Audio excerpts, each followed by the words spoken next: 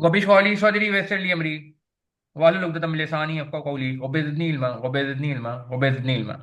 अच्छा जी, हमारे साथ फरहान साहब मौजूद हैं। फरहान साहब, कैन यू हियर अस? जी जी, मैं सुन सकता हूँ। क्या हाल है फरहान साहब, ठीक ठाक हैं? अल्लाह का शुक्र, अल्हम्दुलिल्लाह। थैंक यू फरहान साहब। एंड सर फुरकान भी हमारे साथ मौजूद हैं। Sir, are you with us? Sir Furqan भी इंशाल्लाह हमें जल्द ज्वाइन करेंगे। एक मिनट। अच्छा जी, thank you very much for joining Farhan sahab. आपका माशाल्लाह जो है काफ़ी एक्सपीरियंस है। सर फुरकान से काफ़ी हमारी बातचीत होती रहती है आपसे मुतालिक। और सॉरी फर्स्ट ऑफ ऑल, ये सेशन जो है वो हमें कुछ वीक्स पहले करना था, मगर मेरी कुछ मसरूफियत चल रही थी जिसकी वजह से जो है सेशन हमारा नहीं हो सका था। And thank you one second कि आपने टाइम निकाला और हमारे स्टूडेंट्स के लिए बहुत ही शॉर्ट नोटिस पे जो है वो एक गाइडेंस सेशन जो है वो अरेंज किया। आप स्क्रीन शेयर करना चाहते हैं, स्क्रीन शेयर कर लें, थोड़ा सा अपना इंट्रोडक्शन दे दें एंड देन इंशाल्लाह स्टार्ट करते हैं। जी, सबसे पहले तो मैं आपसे सबसे कंफर्मेशन चाहूंगा कि मेरी स्क्रीन विजिबल है और मेरी आवाज़ विजिबल है और वीडियो विजिबल है या नहीं। जी, चैट के थ्रू कंफर्म कर दीजिए प्लीज।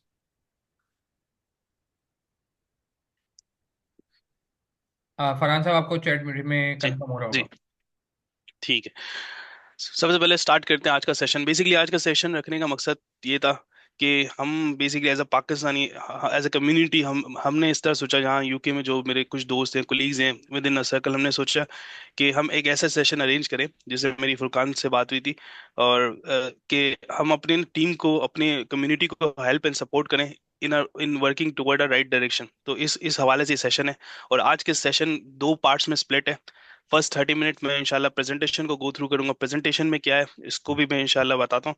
लेकिन मकसद फंडामेंटल और एक बेसिक कंक्लूजन प्रेजेंटेशन का यही है कि हमारी क्या क्या मिस्टेक्स हैं जो हमें पता नहीं है, और यहाँ पे उन मिस्टेक्स को अगर हम ओवरकम करें तो हम as a Pakistani and as as a chartered accountants accountancy community हम बहुत बेहतर हैं बहुत लोगों से। लेकिन हमारी कुछ ऐसी लैकिंग्स हैं जिसकी वजह से हमने ये एक्सरसाइज की, इस पे हमने रिसर्च की और लोगों से इंटरव्यू की। और जो लोगों के हम इंटरव्यू लेते हैं उसमें हमने देखा कि एज अ पाकिस्तानी बहुत सारी ऐसी चीजें जो हम लैक करते हैं और हमारे दिमाग में कुछ और कंसेप्शंस हैं दूसरी जगहों के बारे में, हम प्रिपेयर नहीं है। तो इस सब को एक समरी बना के इस प्रेजेंटेशन में मैंने पुट किया है। तो इंशाल्लाह इसको गो थ्रू करते हैं मेरे साथ। अभी मैं अपनी स्क्रीन शेयर कर रहा हूँ, आप मुझे कंफर्म कर दें स्क्रीन विजिबल है या नहीं। स्क्रीन विजिबल है सबको? जी जी, ओके। बिल्कुल स्क्रीन आ रही ओके। थी।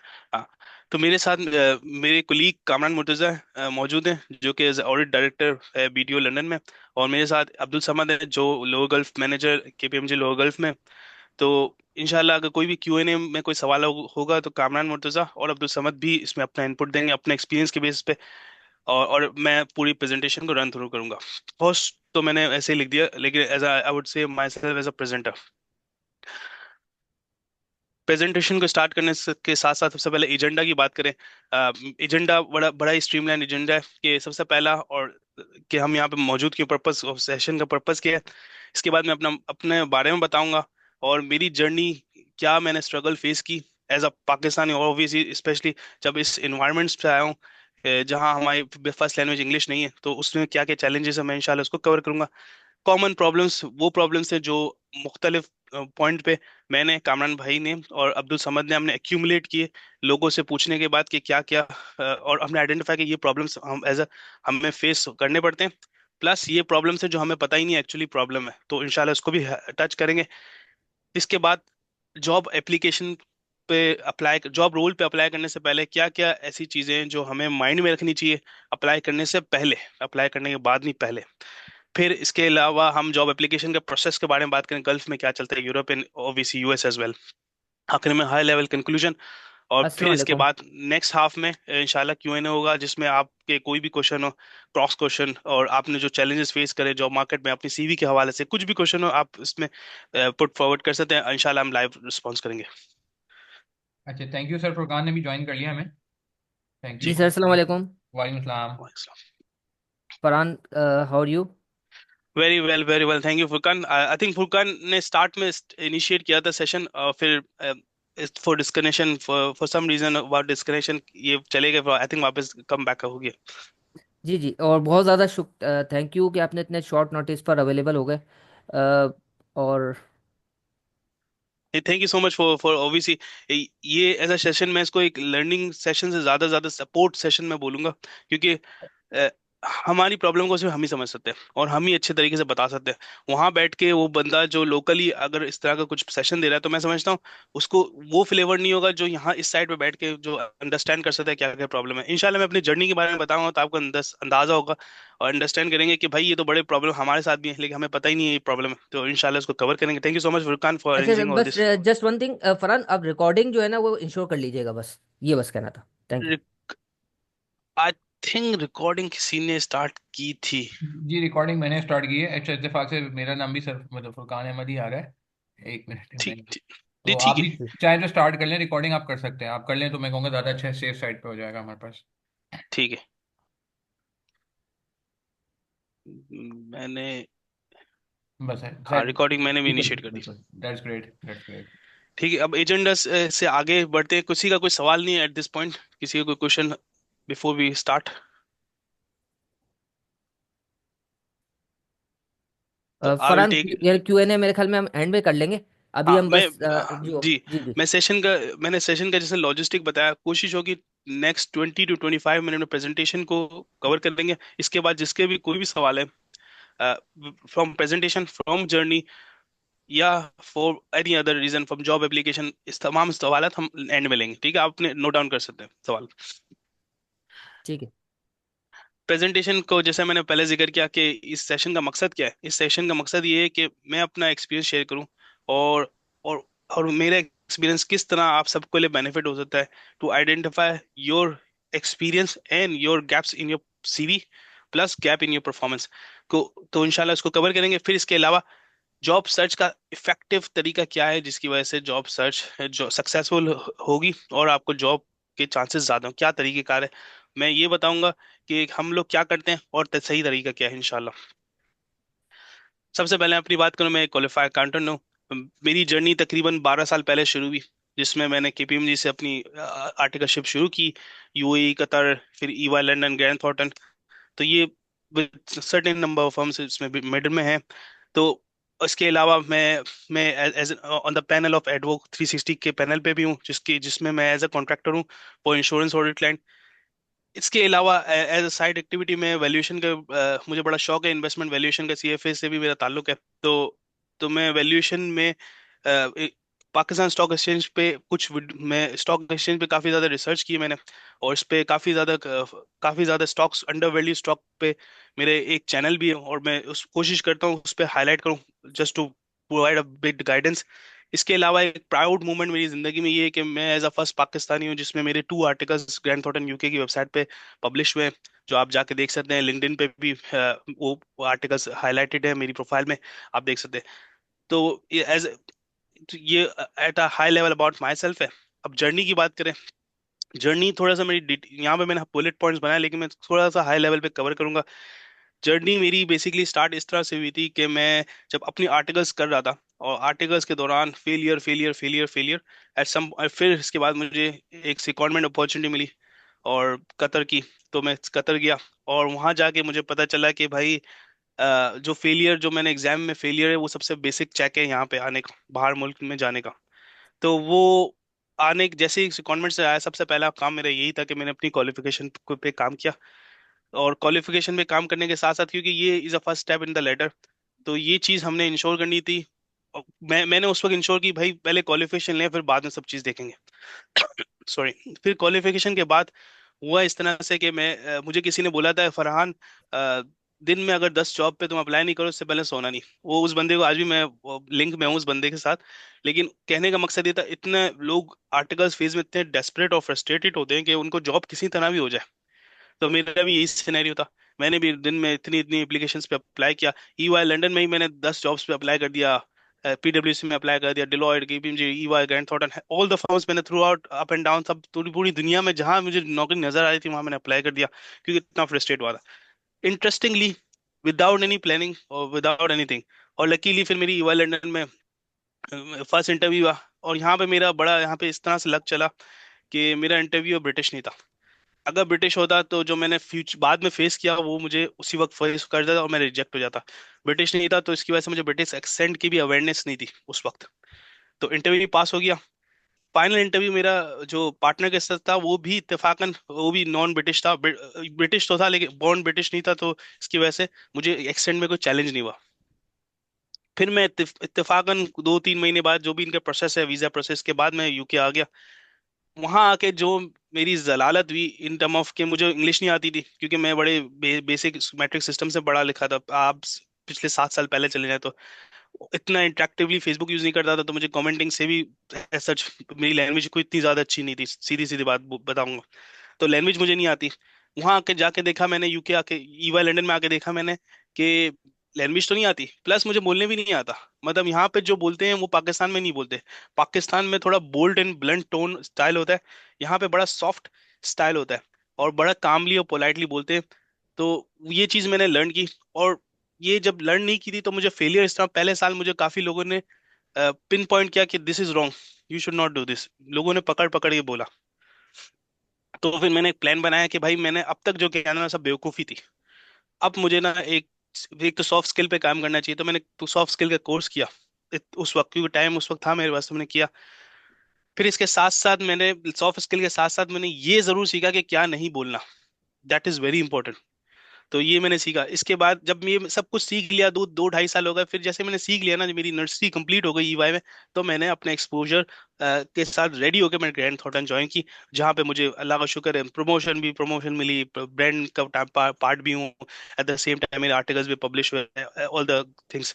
तो कहने का मकसद है, ये चीज अगर मैं पाकिस्तान से ही सीख के आता तो मुझे ईवाई में आते ही मुझे रिकग्नाइज किया जाता चीजों में, जो कि ऑब्वियसली नहीं किया गया इस तरह से। और क्यों नहीं किया, मेरी फेलियर है, क्योंकि मैंने रिसर्च ही नहीं की थी मैं कहाँ जा रहा हूँ, मेरी लैंग्वेज क्या है, ये सब रिसर्च ही नहीं की। फिर एट द एंड जब मैंने सीख लिया तो मैं ग्रैंड थॉट मूव किया, और फिर अल्हम्दुलिल्लाह आगे अपनी ग्रोथ का जर्नी स्टार्ट हुई। अच्छा, कॉमन प्रॉब्लम्स क्या है? ये कॉमन प्रॉब्लम्स बेसिकली वो प्रॉब्लम्स हैं जो आप और मैं अक्सर और बेशतर करते हैं, हमें पता ही नहीं है। उसका एक एक करके जिक्र करते हैं। सबसे पहले तो हमारी रिज्यूमे बड़ी जेनरिक है। हम बस बोलते हैं कि यार कोई अगर आपको बोलते हैं ना अप्लाई कर देना, आप अप्लाई कर देते हैं without looking to the job description. आप देखते हैं कि ऑडिट सीनियर या ऑडिट मैनेजर की जॉब है, आप भी ऑडिट मैनेजर है या ऑडिट सीनियर है, तो आप बोलते हैं मेरी जॉब मैं जो करता हूँ वो मेरी सीवी में लिखा हुआ तो होगा। ये चीज नहीं करनी, बहुत बड़ा मिस्टेक है और बहुत बड़ी बोलते हैं बहुत बड़ा मिथ मिथ है कि मेरी सीवी अप टू डेट है। ऐसा नहीं है। और सीवी हमेशा हमेशा एक चीज लाजमी याद रखें, सीवी पढ़ने के लिए सिर्फ 3 सेकंड होते हैं। अगर आपकी सीवी अच्छी है ना तो 3 सेकंड में देखेगा, उसको लगेगा कि अट्रैक्टिव है, फिर आगे पढ़ेगा। ये एक रिसर्च है, आप गूगल जाके कर सकते हैं। सीवी में आपने हर वो चीज लिखनी है जो आपकी उस पर्टिकुलर जॉब से रिलेटेड रेलेवेंट है, और हर वो चीज हटा देनी है जो आपसे रेलेवेंट है। बहुत सारी सीवीज में काफी लोगों के इंटरव्यूज लेता हूँ, कामरान भाई लेते हैं, कंफर्म करेंगे कि लोग सीवी में लिखे हैं, क्या लिखा होता है, हमने स्टॉक काउंट किया, हमने कैश काउंट किया। आई थिंक इसकी कोई रेलेवेंस नहीं है जॉब के लिए। कैश काउंट के लिए वो यहाँ पे कोई बेसिक जूनियर को उठा सकते हैं, वो क्यों आपको हायर करेंगे? अब इस पॉइंट से सोचे ना, एम्प्लॉयर के लिए आंखों से लेंस से सोचें कि भाई कि वो किस नजर से देखता है। ठीक है। दूसरा प्रॉब्लम, हमारे सी में ग्रामेटिकल मिस्टेक है।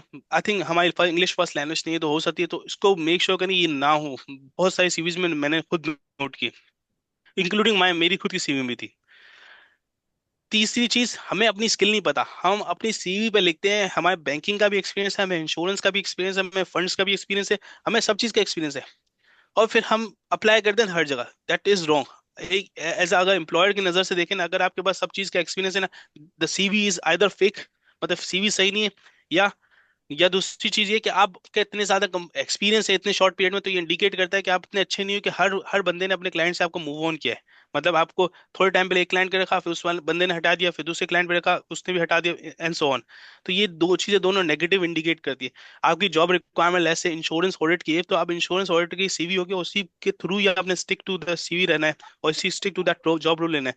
आपने सब चीज नहीं लिखनी है ना कि ये शो करना कि मुझे बहुत कुछ आता है।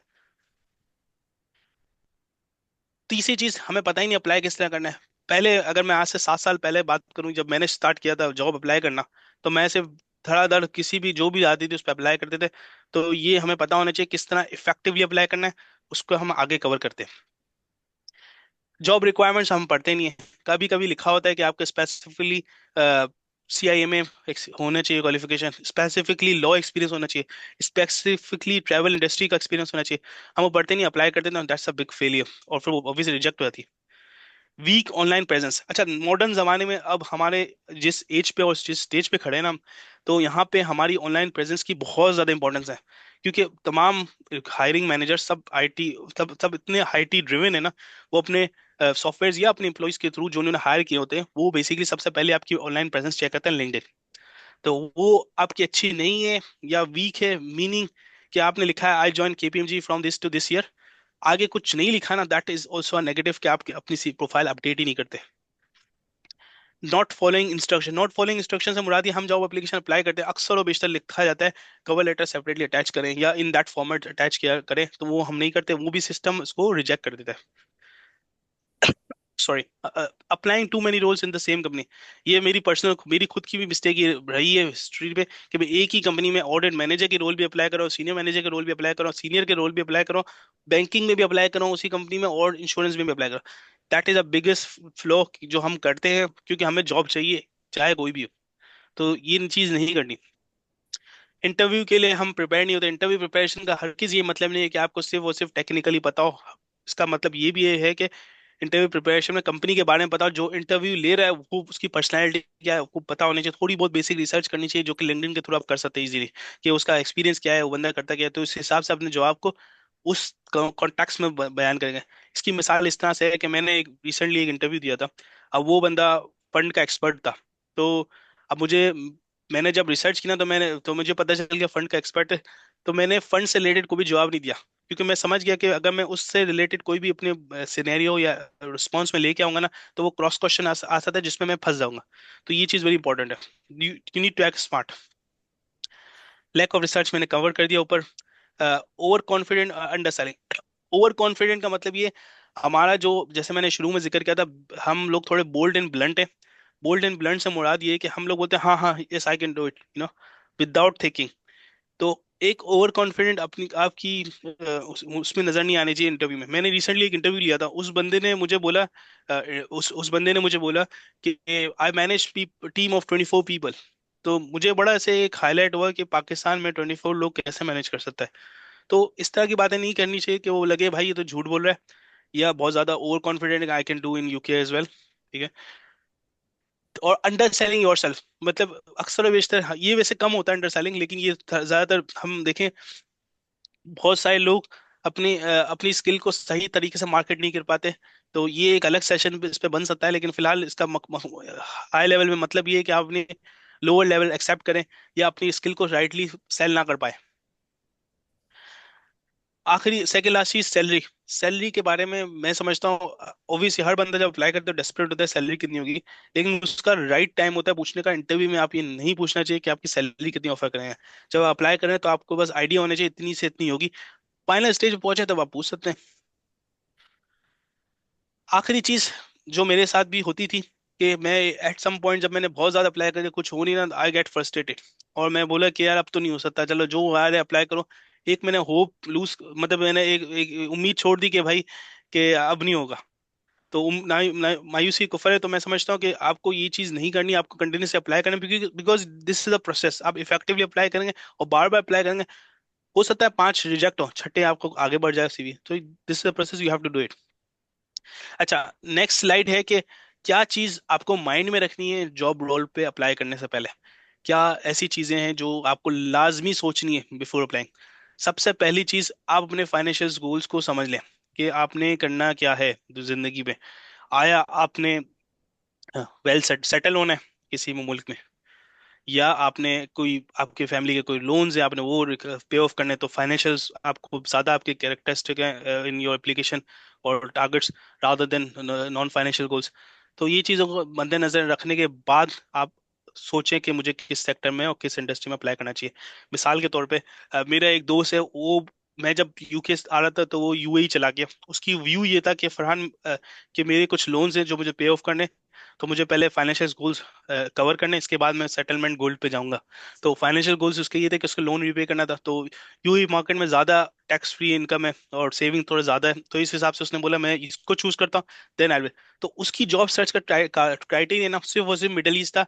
वो कोई मिडल ईस्ट के अलावा कहीं सर्च ही नहीं करता था। तो ये चीज आपके माइंड में रखनी है कि what you have to do. और कुछ का माइंड सेट होता है कि भाई हमें सेटल होना है, दूसरे मुल्क का पासपोर्ट चाहिए, मेरी फैमिली भी आ जाएगी। ये चीज आपको आपका इस तरह का आपका टारगेट है तो फिर आपने यूरोपियन मार्केट पे जाना चाहिए, जिसमें सेटलमेंट थोड़ा इजी ऑप्शन है। यूरोपियन हो गया, यूएस हो गया। सेकंड ऑप्शन, सेकंड जो इम्पोर्टेंट चीज़ है, आपकी सीवी बहुत ही प्रोफेशनली ड्राफ्टेड हो। प्रोफेशनली ड्राफ्टेड से हर किस मुराद नहीं है कि आप एक प्रोफेशनल हायर कर लें और उसका ड्राफ्ट करें।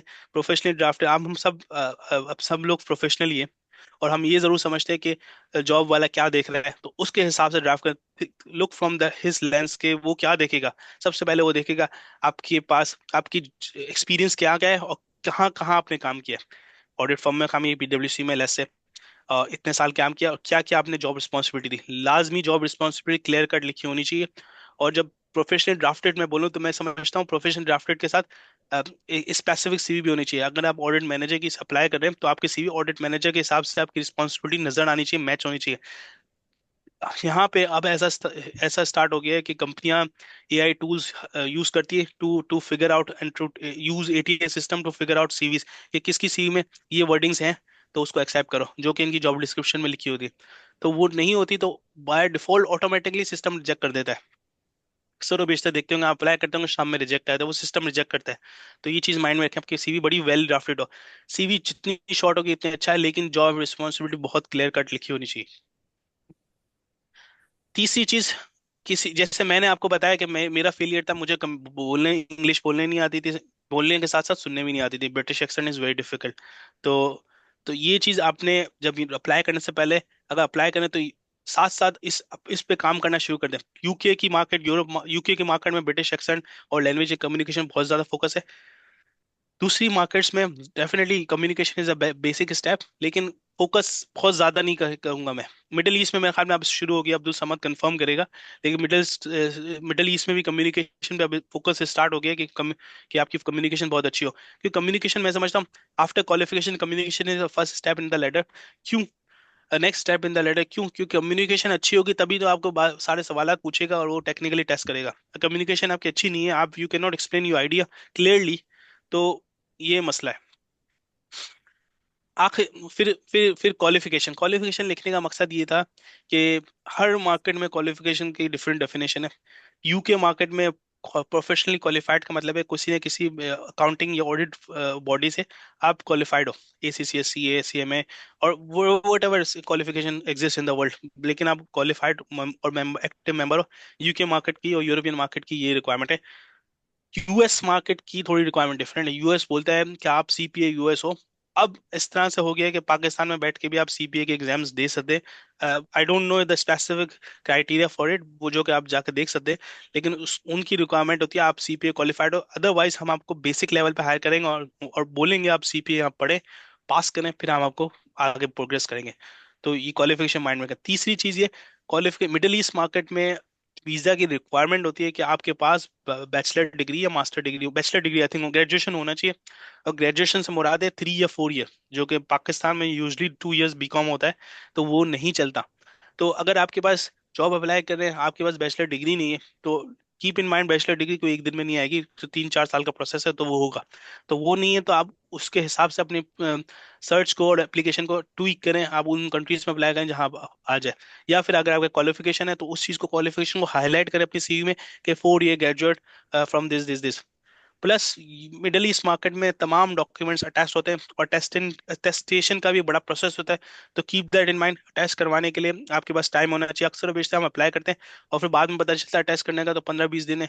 तो जब तक अटेस्टेड डॉक्यूमेंट नहीं होंगे तब तक मेरी एप्लीकेशन आगे ही नहीं बढ़ेगी, क्योंकि नॉर्मली HR सबसे पहले पूछता है अपनी क्वालिफिकेशन डॉक्यूमेंट्स भेजें, और बोलता है वीजे के लिए अटैच भी करवा ले। तो वो नॉर्मली इन लोग को काफी जल्दी होती है अक्सर बेचते हैं। तो अगर आप अप्लाई करें तो मेक श्योर करें आपके डॉक्यूमेंट अटेस्टेड हो।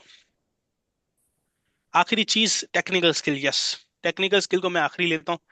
अगर मैं आज पाकिस्तान में इंटरव्यू दे रहा होता ना तो मेरी टेक्निकल स्किल को बेसिक और फर्स्ट क्राइटेरिया समझा जाता था, लेकिन अब टेक्निकल स्किल को लास्ट में रखा गया। क्यों? क्योंकि टेक्निकल ये लोग यहाँ पे, इनका नेचर इस तरह है कि जो लोग को वो इंटरनेशनली हायर कर रहे हैं ना, वो ऑलरेडी IFRS की नॉलेज डेफिनेटली होगी, लेकिन वो उनको उस लोकल लॉज का पता नहीं होगा। तो लोकल और टेक्निकल स्किल्स आपको लोकली ग्रूम करेंगे। जैसे मैं यूके में आया ना, तो मुझे इन्होंने टेक्निकली बहुत सारी ट्रेनिंग्स दी ताकि मैं टेक्निकली स्किल हो जाऊं, इनके मुताबिक लोकल लॉज के मुताबिक स्किल हो जाऊं। तो ये चीज़ उन्होंने मुझे यहाँ सिखाई। तो और एक्सपेक्टेड ये थी कि ये यहाँ पे सीखेगा। आपको बेसिक नॉलेज होनी चाहिए लाजमी, जैसे कि आई इंश्योरेंस या बैंकिंग का दे रहे हैं, इंश्योरेंस का दे रहे हैं तो IFRS 17, हाँ IFRS 17 का पता होना चाहिए। बैंकिंग का इंटरव्यू दे रहे हैं तो IFRS 9 का पता होना चाहिए। एक्सपेक्ट करेंगे कि आपको बेसिक नॉलेज है इन स्टैंडर्ड्स की। आखिरी जॉब एप्लीकेशन का तरीकेकार क्या है भाई? अब हमने समझ तो लिया क्राइटेरिया, ये चीजें पता होनी चाहिए बिफोर अप्लाई। क्या किस तरीके से अप्लाई करें? अप्लाई करने के दो तरीकेकार है। और पहला 80% जिसमें सक्सेस होती है, 80% इज माई रिसर्च, 80% में सक्सेस होती है, और 20% दूसरा तरीका है। 80% किस तरह से सक्सेस होती है? आज का मॉडर्न जमाने, जब मैं अप्लाई कर रहा था तो वो खुद ही अप्लाई करते थे पोर्टल्स पे डायरेक्टली। अब जो जमाना है, अब ऑडिट फर्म्स या बड़ी बड़ी कंपनियां ना, उनके पास टाइम नहीं होता कि हर सीवी को देखे। तो वो क्या करती है, रिक्रूटर्स को हायर करती है, उनको बोलती है ईच सक्सेसफुल कैंडिडेट हम आपको कमीशन देंगे। तो जब कमीशन देते हैं तो जाहिर है वो रिक्रूटर अपने सर्च करता है और बहुत सारे लोगों को रीच आउट करता है, लिंक्डइन पे पोस्टिंग करता है, और फिर सीवियां स्क्रूटनाइज करता है, फिर अप्लाई करता है, क्योंकि उसका कमीशन है। At the same time recruiter ये भी करता है कि आप एज अ कैंडिडेट आपकी हेल्प करता है कि भाई आप ये चीजें तैयार करो, क्योंकि एम्प्लॉयर ये चीजें देख रहा है, और पिछले कैंडिडेट को जो रिजेक्ट किया था उसका ये फीडबैक ना, तो आप मेक श्योर करो आपका ये फीडबैक ना है, इस चीज को आप कवर करो। तो रिक्रूटर की हेल्प इसलिए मैं समझता हूँ ज्यादा सक्सेस रिक्रूटर के थ्रू है, क्योंकि एक तो फर्म पैसा दे रही है तो रिक्रूटर पे रिलाई करती है, प्लस रिक्रूटर को पैसा मिलेगा तो मेक श्योर करेगा कैंडिडेट भी को भी सब प्रिपेयर करा है फॉर तरीके से। Second, through referral. Internal referral का आजकल बहुत ज्यादा ट्रेंड है। और एचआर नॉर्मली जो ज्यादा डायरेक्ट अप्लाई करते हैं ना, अगर वो इंटरनल रेफरल्स का होता है ना, तो एचआर में एक बेसिक चेक्स होता है जिसमें इंटरनल रेफरल होता है, तो उस रेफरल वाले बंदे को पूछते हैं कि यू नो हिम और नॉट। तो इससे थोड़ा सा प्रोसेस थोड़ा सा आगे बढ़ जाता है। बेस्ट पे नहीं है इन माय व्यू, बट इससे थोड़ा बेहतर होता है। सेकंड, जिसमें 20% सक्सेस है इन माय रिसर्च, कि वो आप खुद ही पोर्टल्स पे अप्लाई करें मुख्तलिफ कंपनियों की, और आपको जॉब आ जाए। मैंने अप्लाई किया था जब मैंने 7 साल पहले जब अप्लाई कर रहा था, तो मैंने पोर्टल के थ्रू अप्लाई किया था, और उसी पोर्टल के थ्रू मेरी जॉब आगे बढ़ी। और फिर भी रिक्रूटर का उस वक्त कोई हिसाब किताब नहीं था मेरी मेरी एप्लीकेशन में। उस वक्त डेफिनेटली एक दो रीच आउट किए तो होंगे, लेकिन मुझे याद नहीं पड़ता कि रिक्रूटर का मेन रोल उस वक्त होता है। लेकिन आज के दौर में रिक्रूटर का बहुत ज्यादा मेन रोल है, और रिक्रूटर्स को रीच आउट करने के लिए LinkedIn is the best way. आपके लोकल कलेक्शंस है, उनको पता होता है कि कौन कौन रिक्रूटर्स किस कंपनी के लिए। तो इस चीज को माइंड में रखें। आखिरी कंक्लूजन पे आता हूँ, लास्ट स्लाइड ऑफिस का क्यों ने। लास्ट स्लाइड्स में बेसिकली अब मैं आपको एक चीज हाईलाइट कर रहा हूँ और समराइज करूँ पूरे सेशन को। एज एन ऑडिटर हमारे पास टेक्निकल स्किल्स तो बहुत अच्छी है, लेकिन जो चीज़ नहीं है और जो चीज़ दुनिया में बिकती है ना, क्योंकि आप अपने आप को बेच रहे हैं, in short you are selling yourself. तो आप वही सेल करें जो दुनिया खरीद रही है। तो उसके लिए आपको सबसे पहले दुनिया खरीदती क्या है, कम्युनिकेशन स्किल कैसी है, आप किस तरह अपने मैसेज को समझा सकते हैं और बता सकते हैं। इस चीज़ को आपको बहुत ज़्यादा वेल प्रिपेयर होना पड़ेगा।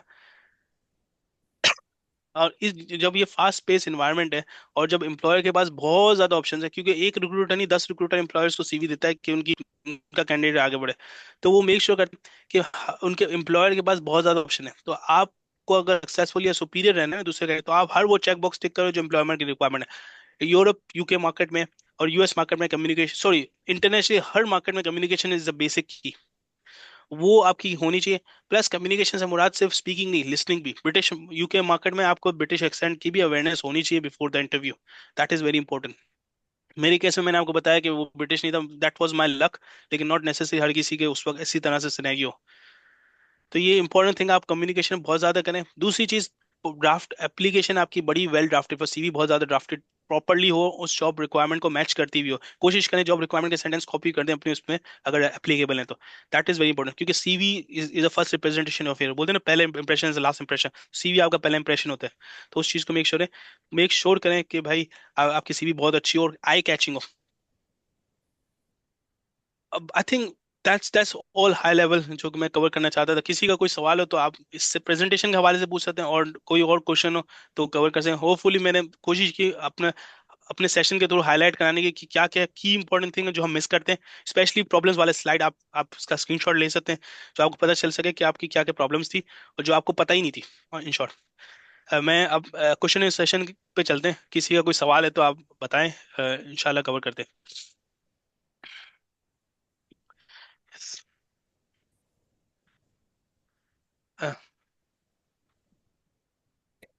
जी क्वेश्चन आप thank you chat. Very much. अच्छा, इस पे मैं जी एक जी। चीज थोड़ी सी ऐड करूं। आपने बहुत अच्छी बात की फरहान, मैं आपको अपना रीसेंट एक्सपीरियंस शेयर करता हूं।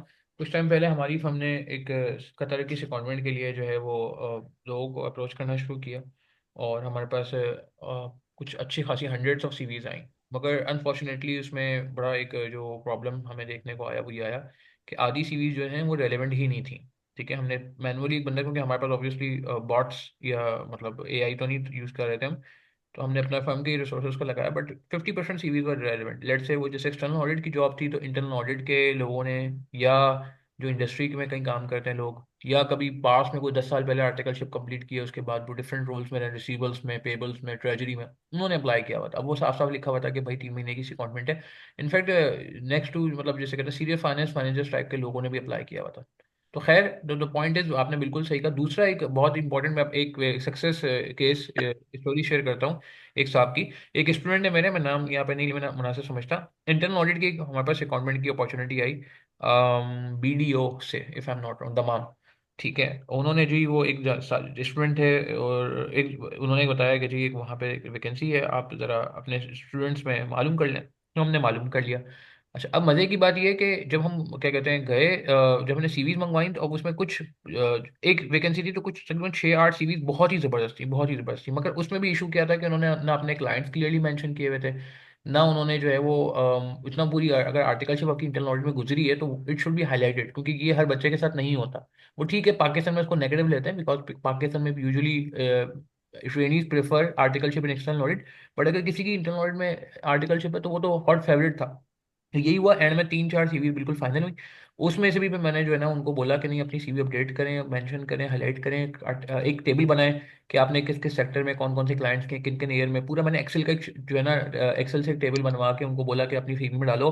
और अब यकीन करें, अलहमदिल्ला फिर उन्हीं में से एक बच्चे की वहाँ पे सेकंडमेंट हो भी गई। तो ये बहुत इंपॉर्टेंट है कि आप किस तरीके से लेके सकते हैं। अच्छा, बहुत सारे सवाल आ रहे हैं मेरे ख्याल से।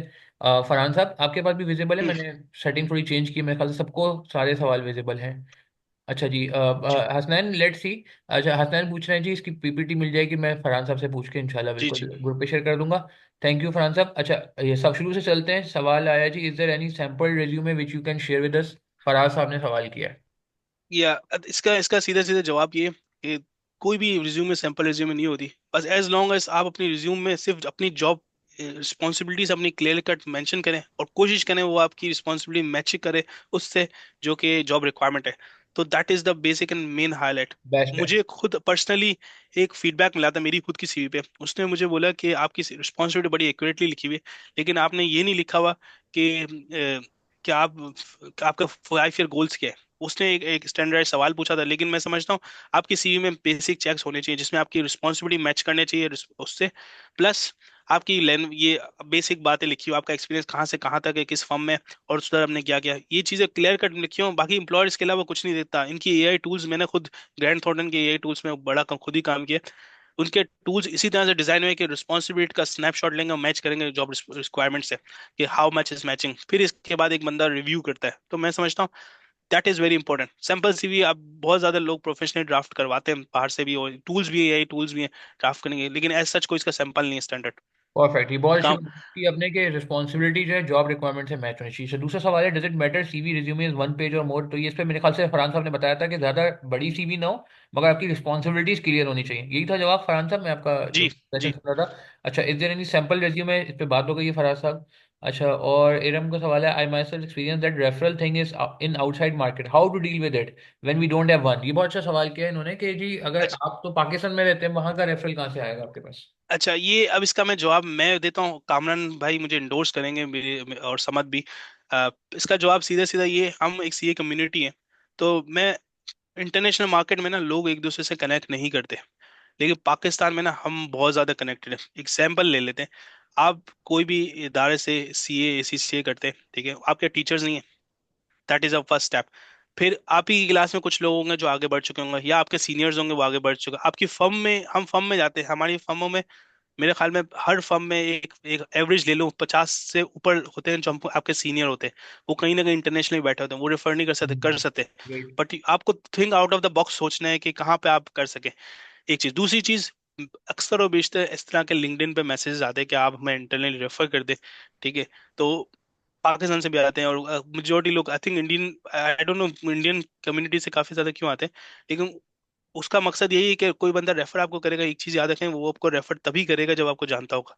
जानने के लिए आप पाकिस्तानी बंदे हैं, आपका अगर सीनियर है तो आप उसको रिक्वेस्ट नहीं कर सकते, बिल्कुल कर सकते हैं, हम बहुत सारी रिक्वेस्ट करते हैं लीव्स की, तो हम क्यों नहीं कर सकते, कर सकते हैं। कामरान भाई इस पे थोड़ा सा अपना ठीक है, पॉइंट देंगे। कामरान से आपको मैं अनम्यूट कर देता हूँ। जी। कामरान साहब चेक करें आप, मेरे ख्याल से अनम्यूट हो गए। Assalamu alaikum. Can you guys hear me? Thank you Kamran साहब फॉर ज्वाइनिंग। जी कामरान साहब, इस पे थोड़ा सा कुछ रोशनी डालिएगा ज़रा प्लीज़। नहीं, I really agree with Farhan in this aspect. क्योंकि देखिए, बात यह है कि हम लोग अगर अपनी कम्युनिटी से हम लोग अटैच नहीं होंगे, फॉर एग्जांपल, तो हम लोग कनेक्शंस नहीं बना पाएंगे। और आई एग्री विद फरहान कि वहाँ हम लोग को बहुत से इंडियन कम्युनिटी से लोग भी लिंक्डइन पे अप्रोच करते हैं कि प्लीज़ रेफर आवर सीवीज। तो आई विल सजेस्ट कि आपके जैसे सीनियर्स, आपके जैसे कुलीग्स जो बाहर चले गए हैं, keep in touch with them, right, for internal reference, and somehow they can connect you with in the firm. Hmm. Great. ठीक है, ये भी एक सवाल था कि जेन्युइन रिक्रूटर से कैसे रीच आउट किया जाए। अगर चलें रेफरल के अलावा, जैसे आप बताए थे, रिक्रूटर से काफ़ी सारे प्रोबेबिलिटी अच्छी हो जाती है जॉब की ना। तो कोई हम्म। ऐसा तरीकेकार है कि रिक्रूटर से रब्ता किया जा सके? अच्छा, जेन्युइन रिक्रूटर्स, इसका इसका जवाब इस तरह से है कि एक बड़ा ये डिफिकल्ट क्वेश्चन है कि हु इज जेन्युइन, हमें नहीं पता, क्योंकि इंटरनेट प्रेजेंस पे बहुत सारे लोग सिर्फ एक अपनी प्रोफाइल को इम्प्रूव करने के लिए इस तरह के पोस्ट करते हैं, I have a job direct, मैं टीएमई, इस तरह से। सबसे बेसिक जो मैं चेक करता हूँ ना जनरल रिक्रूटर्स को आइडेंटिफाई करने के लिए, अगर कोई बंदा इस तरह की पोस्ट करता है तो मैं इसकी LinkedIn profile, as an auditor मेरा काम क्या है, इन्वेस्टिगेट करना, राइट। तो मैं इसकी प्रोफाइल देखूंगा, आए रिक्रूटर सर्टेन कंपनियों में कि सर्टेन ईयर्स से है नहीं है। और अगर कोई लिखता है ना डायरेक्ट मैसेज करें, तो मैं समझता हूँ डायरेक्ट मैसेज करना इज अ क्वेश्चन मार्क। कि एक अच्छा रिक्रूटर डायरेक्ट मैसेज करने का नहीं बोलेगा, वो बोलेगा इस ईमेल पे अप्लाई करें, या हमारी कंपनी का लिंक है इस पे अप्लाई करें, या हमारी रिक्रूटिंग एजेंसी का लिंक है उससे अप्लाई करें, उससे पता चलता है। एक चीज, दूसरी चीज, जैसे कि हमने अर्लियर सवाल का जवाब था कि आप अपने लोकली अपने सीनियर से, मैनेजर से कांटेक्ट करें और ग्लोबल कनेक्शन बनाएं। तो आप उन लोगों को, जैसे मुझे ना पर्सनली मुझे पता है कि जीटी के कौन कौन से रिक्रूटर्स हैं, ईवाई, कामरान भाई को पता होगा ये पीडीओ के कौन कौन से रिक्रूटर्स हैं, उनको पता होता है। तो आप वो लोग आपका स्पेसिफिक जवाब दे सकते हैं, भाई ये रिक्रूटर्स है, इसको रीच आउट कर। और इस तरह से आपको पता चल सकता, ये तरीका कार है। बाकी बहुत स्ट्रॉन्ग अच्छा क्वेश्चन है, बहुत there is a very ambiguity around it कि कौन जेन्युइन, ये नहीं पता, लेकिन तरीकेकार आप ऑब्वियसली एज ऑडिटर आप you need to look to the profile कि क्या आया, सही लगता है, जेन्युइन लगता है, नहीं लगता बंदा। ठीक है जी, एक और सवाल है, how much minimum experience is required before you should start applying? Also do you find recruiter for a specific market? कोई एक्सपीरियंस कितना, ये पूछ रहे हैं, होना चाहिए? ये आपको लगता है कि जॉब रोल पे डिपेंड करता है कि कौन सी जॉब एडवर्टाइज हो रही है? पाकिस्तान में जो आपने एक्सपीरियंस हासिल किया है ना, जो आर्टिकलशिप का 3, 3.5 या 4 साल जो भी आजकल है, जी। तो उसके मुताबिक मुझे ऐसा लगता है अ, यहाँ पे जो अगर आप बेसिक लेवल पे आ रहे हैं, जो ऑडिट, जो प्री रिसेंट क्वालिफाइड कहते हैं, जिसको 3 साल का एक्सपीरियंस नॉर्मली बोलते हैं, 3 साल का मिनिमम होना चाहिए, एज अ अंडरस्टैंडिंग है, कहीं लिखा हुआ नहीं है वैसे। 3 साल का एक्सपीरियंस, क्योंकि इनका अभी जो क्वालिफाइड बंदा होता है वो थर्ड या फोर्थ ईयर पे होता है, तो एक्सपेक्टेशन ये बाहर से लेके आएंगे वो थर्ड या फोर्थ ईयर पे किस पोजीशन बैठ जाएगा, तो ये मिनिमम में कहना गलत नहीं होगा। लेकिन मेन और इम्पोर्टेंट थिंग्स, एक्सपीरियंस से ज्यादा ना लोग ये देखते हैं कि भाई इसका रेलिवेंट एक्सपीरियंस है नहीं है। ठीक है, आप आर्टिकलशिप में अगर आपका 3 साल का एक्सपीरियंस है, तो आई एम कॉन्फिडेंट कि पहला साल आपका is just a learning experience, जिसमें आप कैश काउंट, स्टॉक काउंट, इस तरह के सारे छोटे मोटे चीजें कर रहे होंगे। वो चीज को मैं नहीं समझता काउंट करना चाहिए टुवर्ड द एक्सपीरियंस। ठीक है। अच्छा, आईकेएप ने एक रिसेंटली इंट्रोड्यूस किया bachelor program, I don't know आपको आइडिया है? फरहान साहब ये पूछ रहे हैं कि जी क्या degree university, sorry, university of Lahore से, तो क्या वो डिग्री वैलिड होगी मिडिल ईस्ट मार्केट के लिए? क्योंकि हमारे स्टूडेंट्स को एक जो है ना वो हम्म। फिक्र रहती है कि जी डिग्री नहीं है तो हम बाहर मिडिल ईस्ट में स्पेशली अप्लाई नहीं कर सकते। तो क्या आपको इस बारे में कुछ आइडिया है कि अगर कोई 2 साल का यूनिवर्सिटी ऑफ लाहौर का कोई बैचलर प्रोग्राम कर लेता है तो क्या इट इसका इज इस गुड? इसका जवाब अब्दुल समद देगा, क्योंकि रिसेंटली इसने इसने इस प्रोसेस से पास ऑन हुआ है, तो अब्दुल समद को आप अगर अनम्यूट अच्छा, कर सकें। अब्दुल समद मेरे पास दो आ रहे हैं। अब मैं चाहूंगा कि कौन, चले मैं दोनों को कर लेता हूँ, जो रेलिवेंट हो सिर्फ वो अनम्यूट कर लें अपने आप को। Thank you. हेलो, अस्सलाम वालेकुम। वालेकुम सलाम। आवाज़ आ रही है? जी जी जी। बिल्कुल अब्दुल समद साहब, thank you. Thank you for joining Abdul Samad साहब।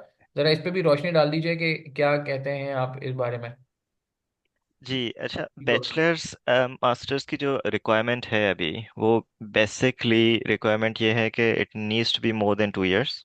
ओके। आई कैप की अभी जो ये आई है उस पे मुझे एज सच नहीं पता, लेकिन जो आपने बताया वो आई थिंक 2 इयर्स के हिसाब से ही है। तो यूजुअली यहाँ पे रिक्रूटर्स उस चीज़ को प्रेफर नहीं करते। ऑब्वियसली एक वीज़ा कोटा होता है। सब जितनी भी यहाँ पे ऑर्गेनाइजेशंस हैं यूएई में, सऊदी वगैरह में, तो there might be some chances कि वो आपको किसी और वीज़ा के थ्रू लेकर आए, which which will not be a professional visa। Labour visa पे और दूसरी चीज़ों पे वो लेकर आते हैं, लोग आ जाते हैं। But to do it in the right way आपको एटलीस्ट 3 to 4 years वाली जो बैचलर्स है वो चाहिए होती है। और बाकी ये जो एसीसीए के थ्रू या दूसरी के थ्रू जो आपको एग्जाम्शंस मिल जाती हैं, यूके की कुछ यूनिवर्सिटीज़ हैं, ओबीयू हो गया, दूसरी हो गई, वो चलती हैं। बाय एक्सपीरियंस मैंने वो देखा है, वो चल जाती हैं वीज़ा के लिए। ओके, ठीक है, ओबीयू वगैरह चल जाती है जो एसीसीए की होती है डिग्री। हाँ। ठीक है। अच्छा, मोहम्मद अली का सवाल आया जी, मैं अभी का पाकिस्तान में इंडस्ट्री में जॉब कर रहा हूँ, बाहर मूव करना चाह रहा हूँ ड्यू टू फाइनेंशियल रीजन, और सीए फाइनल के कुछ पेपर बाकी हैं, तो क्या करना चाहिए बाहर मूव करने के लिए इनको? अभी इंडस्ट्री में ही है अभी। हाँ, ये मैं इनका जवाब देने से पहले कामरान भाई को आप अनम्यूट कर दें, कुछ आई थिंक कुछ ऐड करना है, फिर इनके सवाल को हम ठीक लेते है, हैं। ठीक है। कामरान भाई जो है वो, आप कंटिन्यू रहिएगा। एक जी कामरान साहब। जी अस्सलाम वालेकुम। वेलकम। बट थोड़ा सा कुछ चीज़ें जो मैं ऐड करना चाहूँगा, या फरहान ने जो प्रेजेंटेशन दी है वो बिल्कुल 100% करेक्ट है इन टर्म्स ऑफ कि क्या चीज़ें चल रही हैं। तो इसने एक बहुत अच्छा पॉइंट उठाया था कि आपकी जो सीवी है ना, वो आपका स्टार्टिंग पॉइंट है to enter into the market, वो बड़ी स्पेसिफिक होनी चाहिए। आपकी किसी चीज़ से रिलेटेड नहीं, आप मल्टी मल्टी वर्ड्स में नहीं रह रहे, आप मल्टी आपने एक्सपीरियंस नहीं रखा हो, आपको we have to be very specific, either you are manufacturing either you are financial services, right? तो you have to be specific in that sense.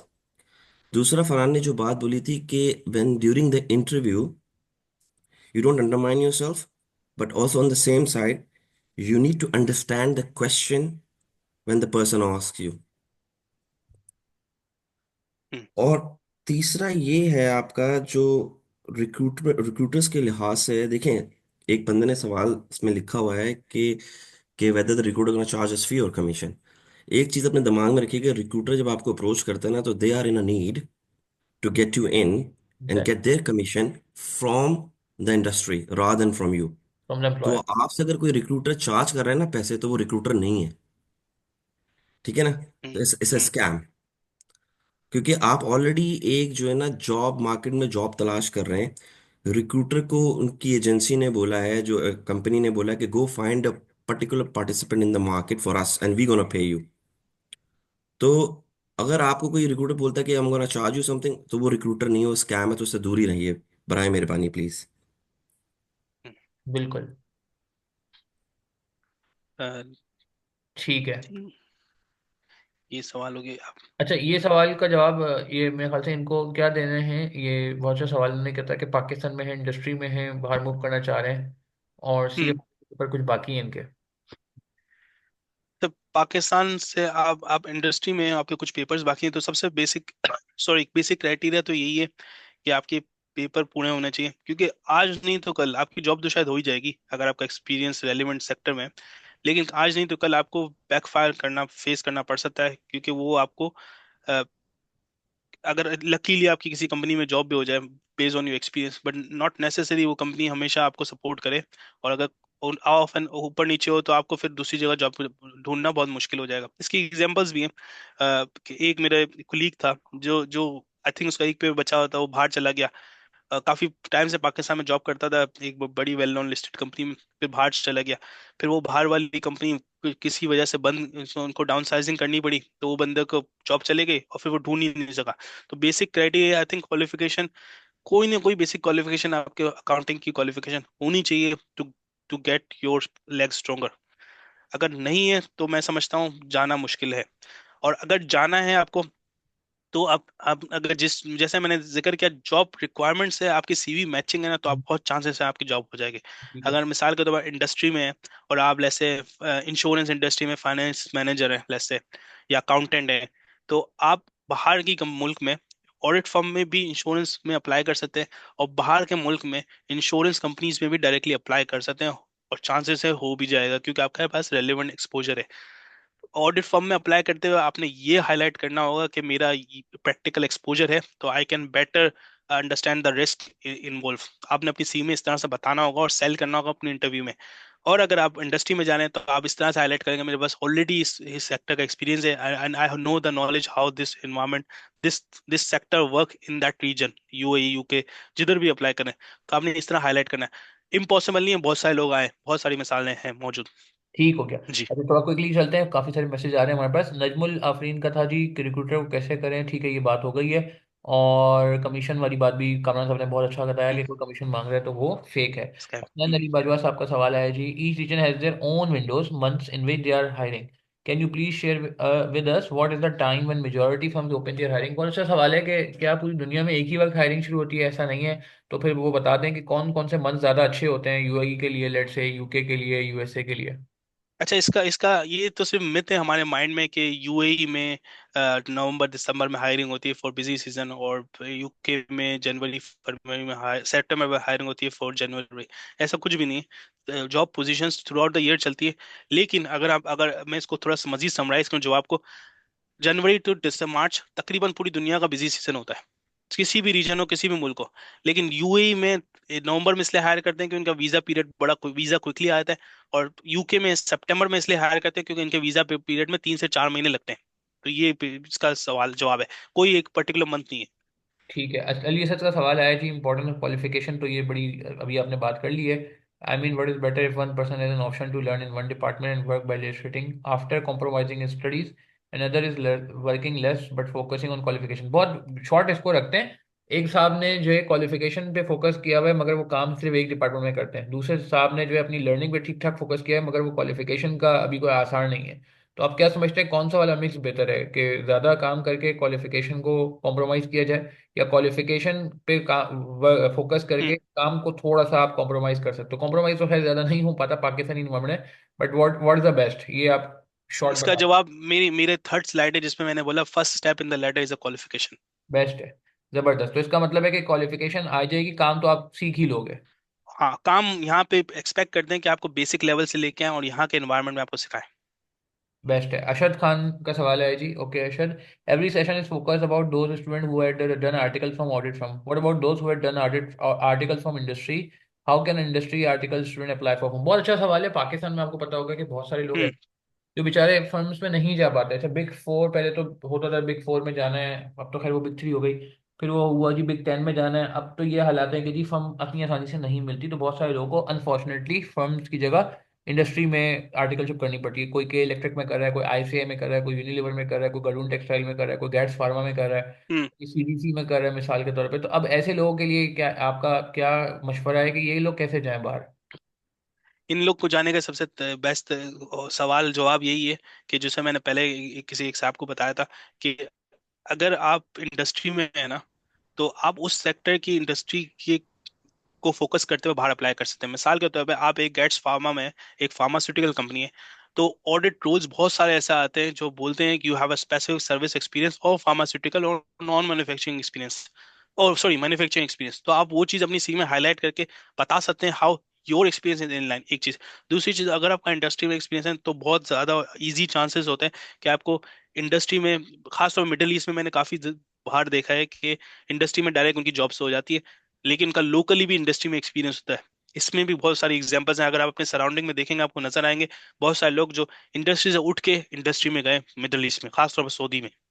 Actually ये सवाल इसलिए इन्होंने किया है, देखें यहाँ तो ना बड़ा अच्छा सा एक वो बना हुआ है सेटअप ना, कि आपने केपीएमजी से आर्टिकलशिप की और केपीएमजी से ही आपसे कॉन्वेंट में चले गए 3 महीने के लिए, 4 महीने के लिए, और वहीं हम्म। आपकी कोई थोड़ी बहुत सोशल नेटवर्किंग हो गई है, क्लाइंट व्लाइंट पे आपकी अच्छी सेटिंग बैठ बैठ गई, ये मैनेजर से सेटिंग बैठ गई, या तो आप अपनी फर्म में ही वहाँ पे इतना अच्छा काम करो कि आपको फर्म रिक्रूट कर ले, ऐसी हमारे यहाँ बहुत सारी एग्जाम्पल्स हैं, या अपने क्लाइंट को इंस्पायर कर दो और क्लाइंट आपको रख ले जॉब पे। तो लोगों को ये इसलिए रूट थोड़ा सा मेरे ख्याल से फर्म वाला आसान रखता है। मगर मैं आपकी बात से एग्री करूंगा कि अगर लेट से जो है वो बहुत ज़्यादा रेलिवेंट चीज़ है तो होगी। मगर क्या आप नहीं समझते प्रोबेबिलिटी काफ़ी कम होती है as compare to audit firm? Audit firm में कहा जाता है कि नस्बतन जॉब फिर भी आसानी से हो जाती है पाकिस्तान इंडिया वगैरह से, रादर देन इंडस्ट्री? क्या ऐसा कुछ है या ये सुनी सुनाई बात है? ऐसा ऐसा बिल्कुल है, ऐसी प्रोबेबिलिटी डेफिनेटली कम है, क्योंकि ऑडिट फर्म की एक स्टैंडिंग है।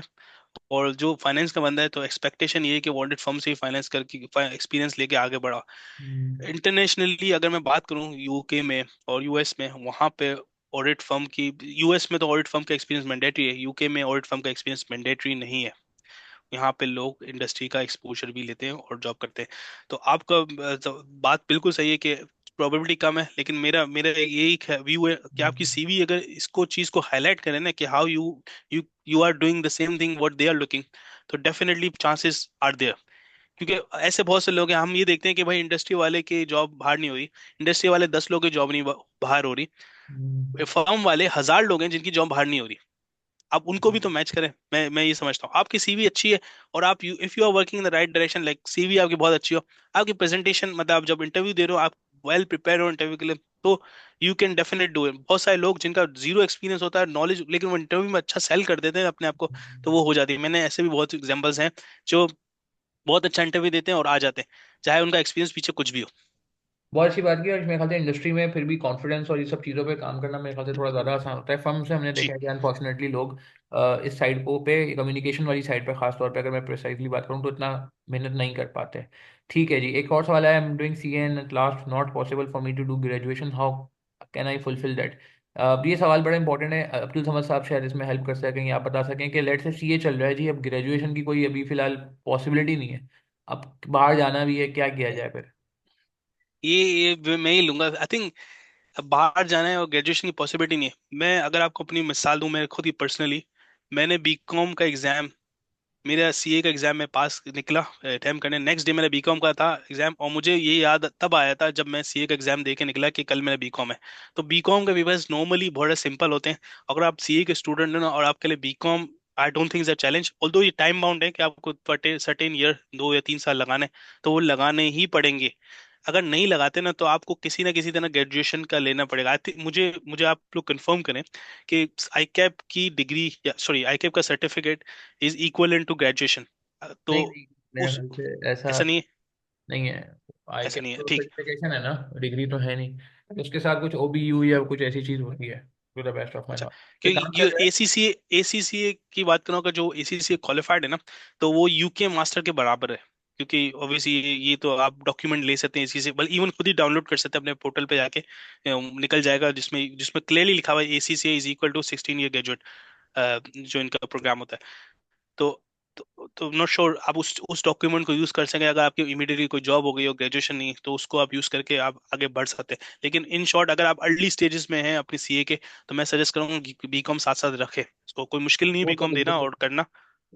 अच्छा, ये आप कह रहे हैं कि अगर एसी से क्वालिफाइड है, जैसे मैं एसी से क्वालिफाइड, मेरे ख्याल से खास तो खैर ऑक्सफोर्ड ब्रूक्स की यूनिवर्सिटी डिग्री भी है अल्हम्दुलिल्लाह, बट अगर हम्म, लेट से कोई बंदा ओबीयू नहीं ऑप्ट करता मगर वो एसी से कंप्लीट करता है, तो भी आप समझ रहे हैं कि वो हाँ। मास्टर्स पे आप अप्लाई कर आप सकता है पाकिस्तान से जी भी? जी, बल्कि आपके पोर्टल पे आपको जाके, पोर्टल पे जाए, मैं खुद भी मैंने देखा है, पोर्टल पे जबरदस्त। जाए, उसमें लिखा है डाउनलोड, और फिर वहां पे लिखा होगा व्हाट टू डाउनलोड, वो एक letter form of, I think कोई डैशबोर्ड पे लिखा होगा लेटर, जनरेट लेटर, तो उसमें लिखा होगा what what letter about it, फिर उसमें आपको दिख जाएगा कि आपको मास्टर इक्विवेलेंस लेटर लेना है फॉर योर एम्प्लॉयर। तो वो आपको मिल जाएगा, वो बड़ा चैलेंज है, वो विद इन फ्यू सेकंड्स आपका ऑनलाइन खुद ही इट मीन्स वो के निकल आता है। ये स्टूडेंट अगर साथ में एसीसीए कर रहा है तो इनडायरेक्टली समझें वो उसको एक और क्वालिफिकेशन भी मिल रही है, एंड इनडायरेक्टली ये वाला पर्पस भी अचीव हो जाएगा। इसको हम ऐसे कर सकते हैं, क्योंकि 4 साल का जी। ग्रेजुएशन तो शुरू करना पॉसिबल नहीं होगा। हम्म।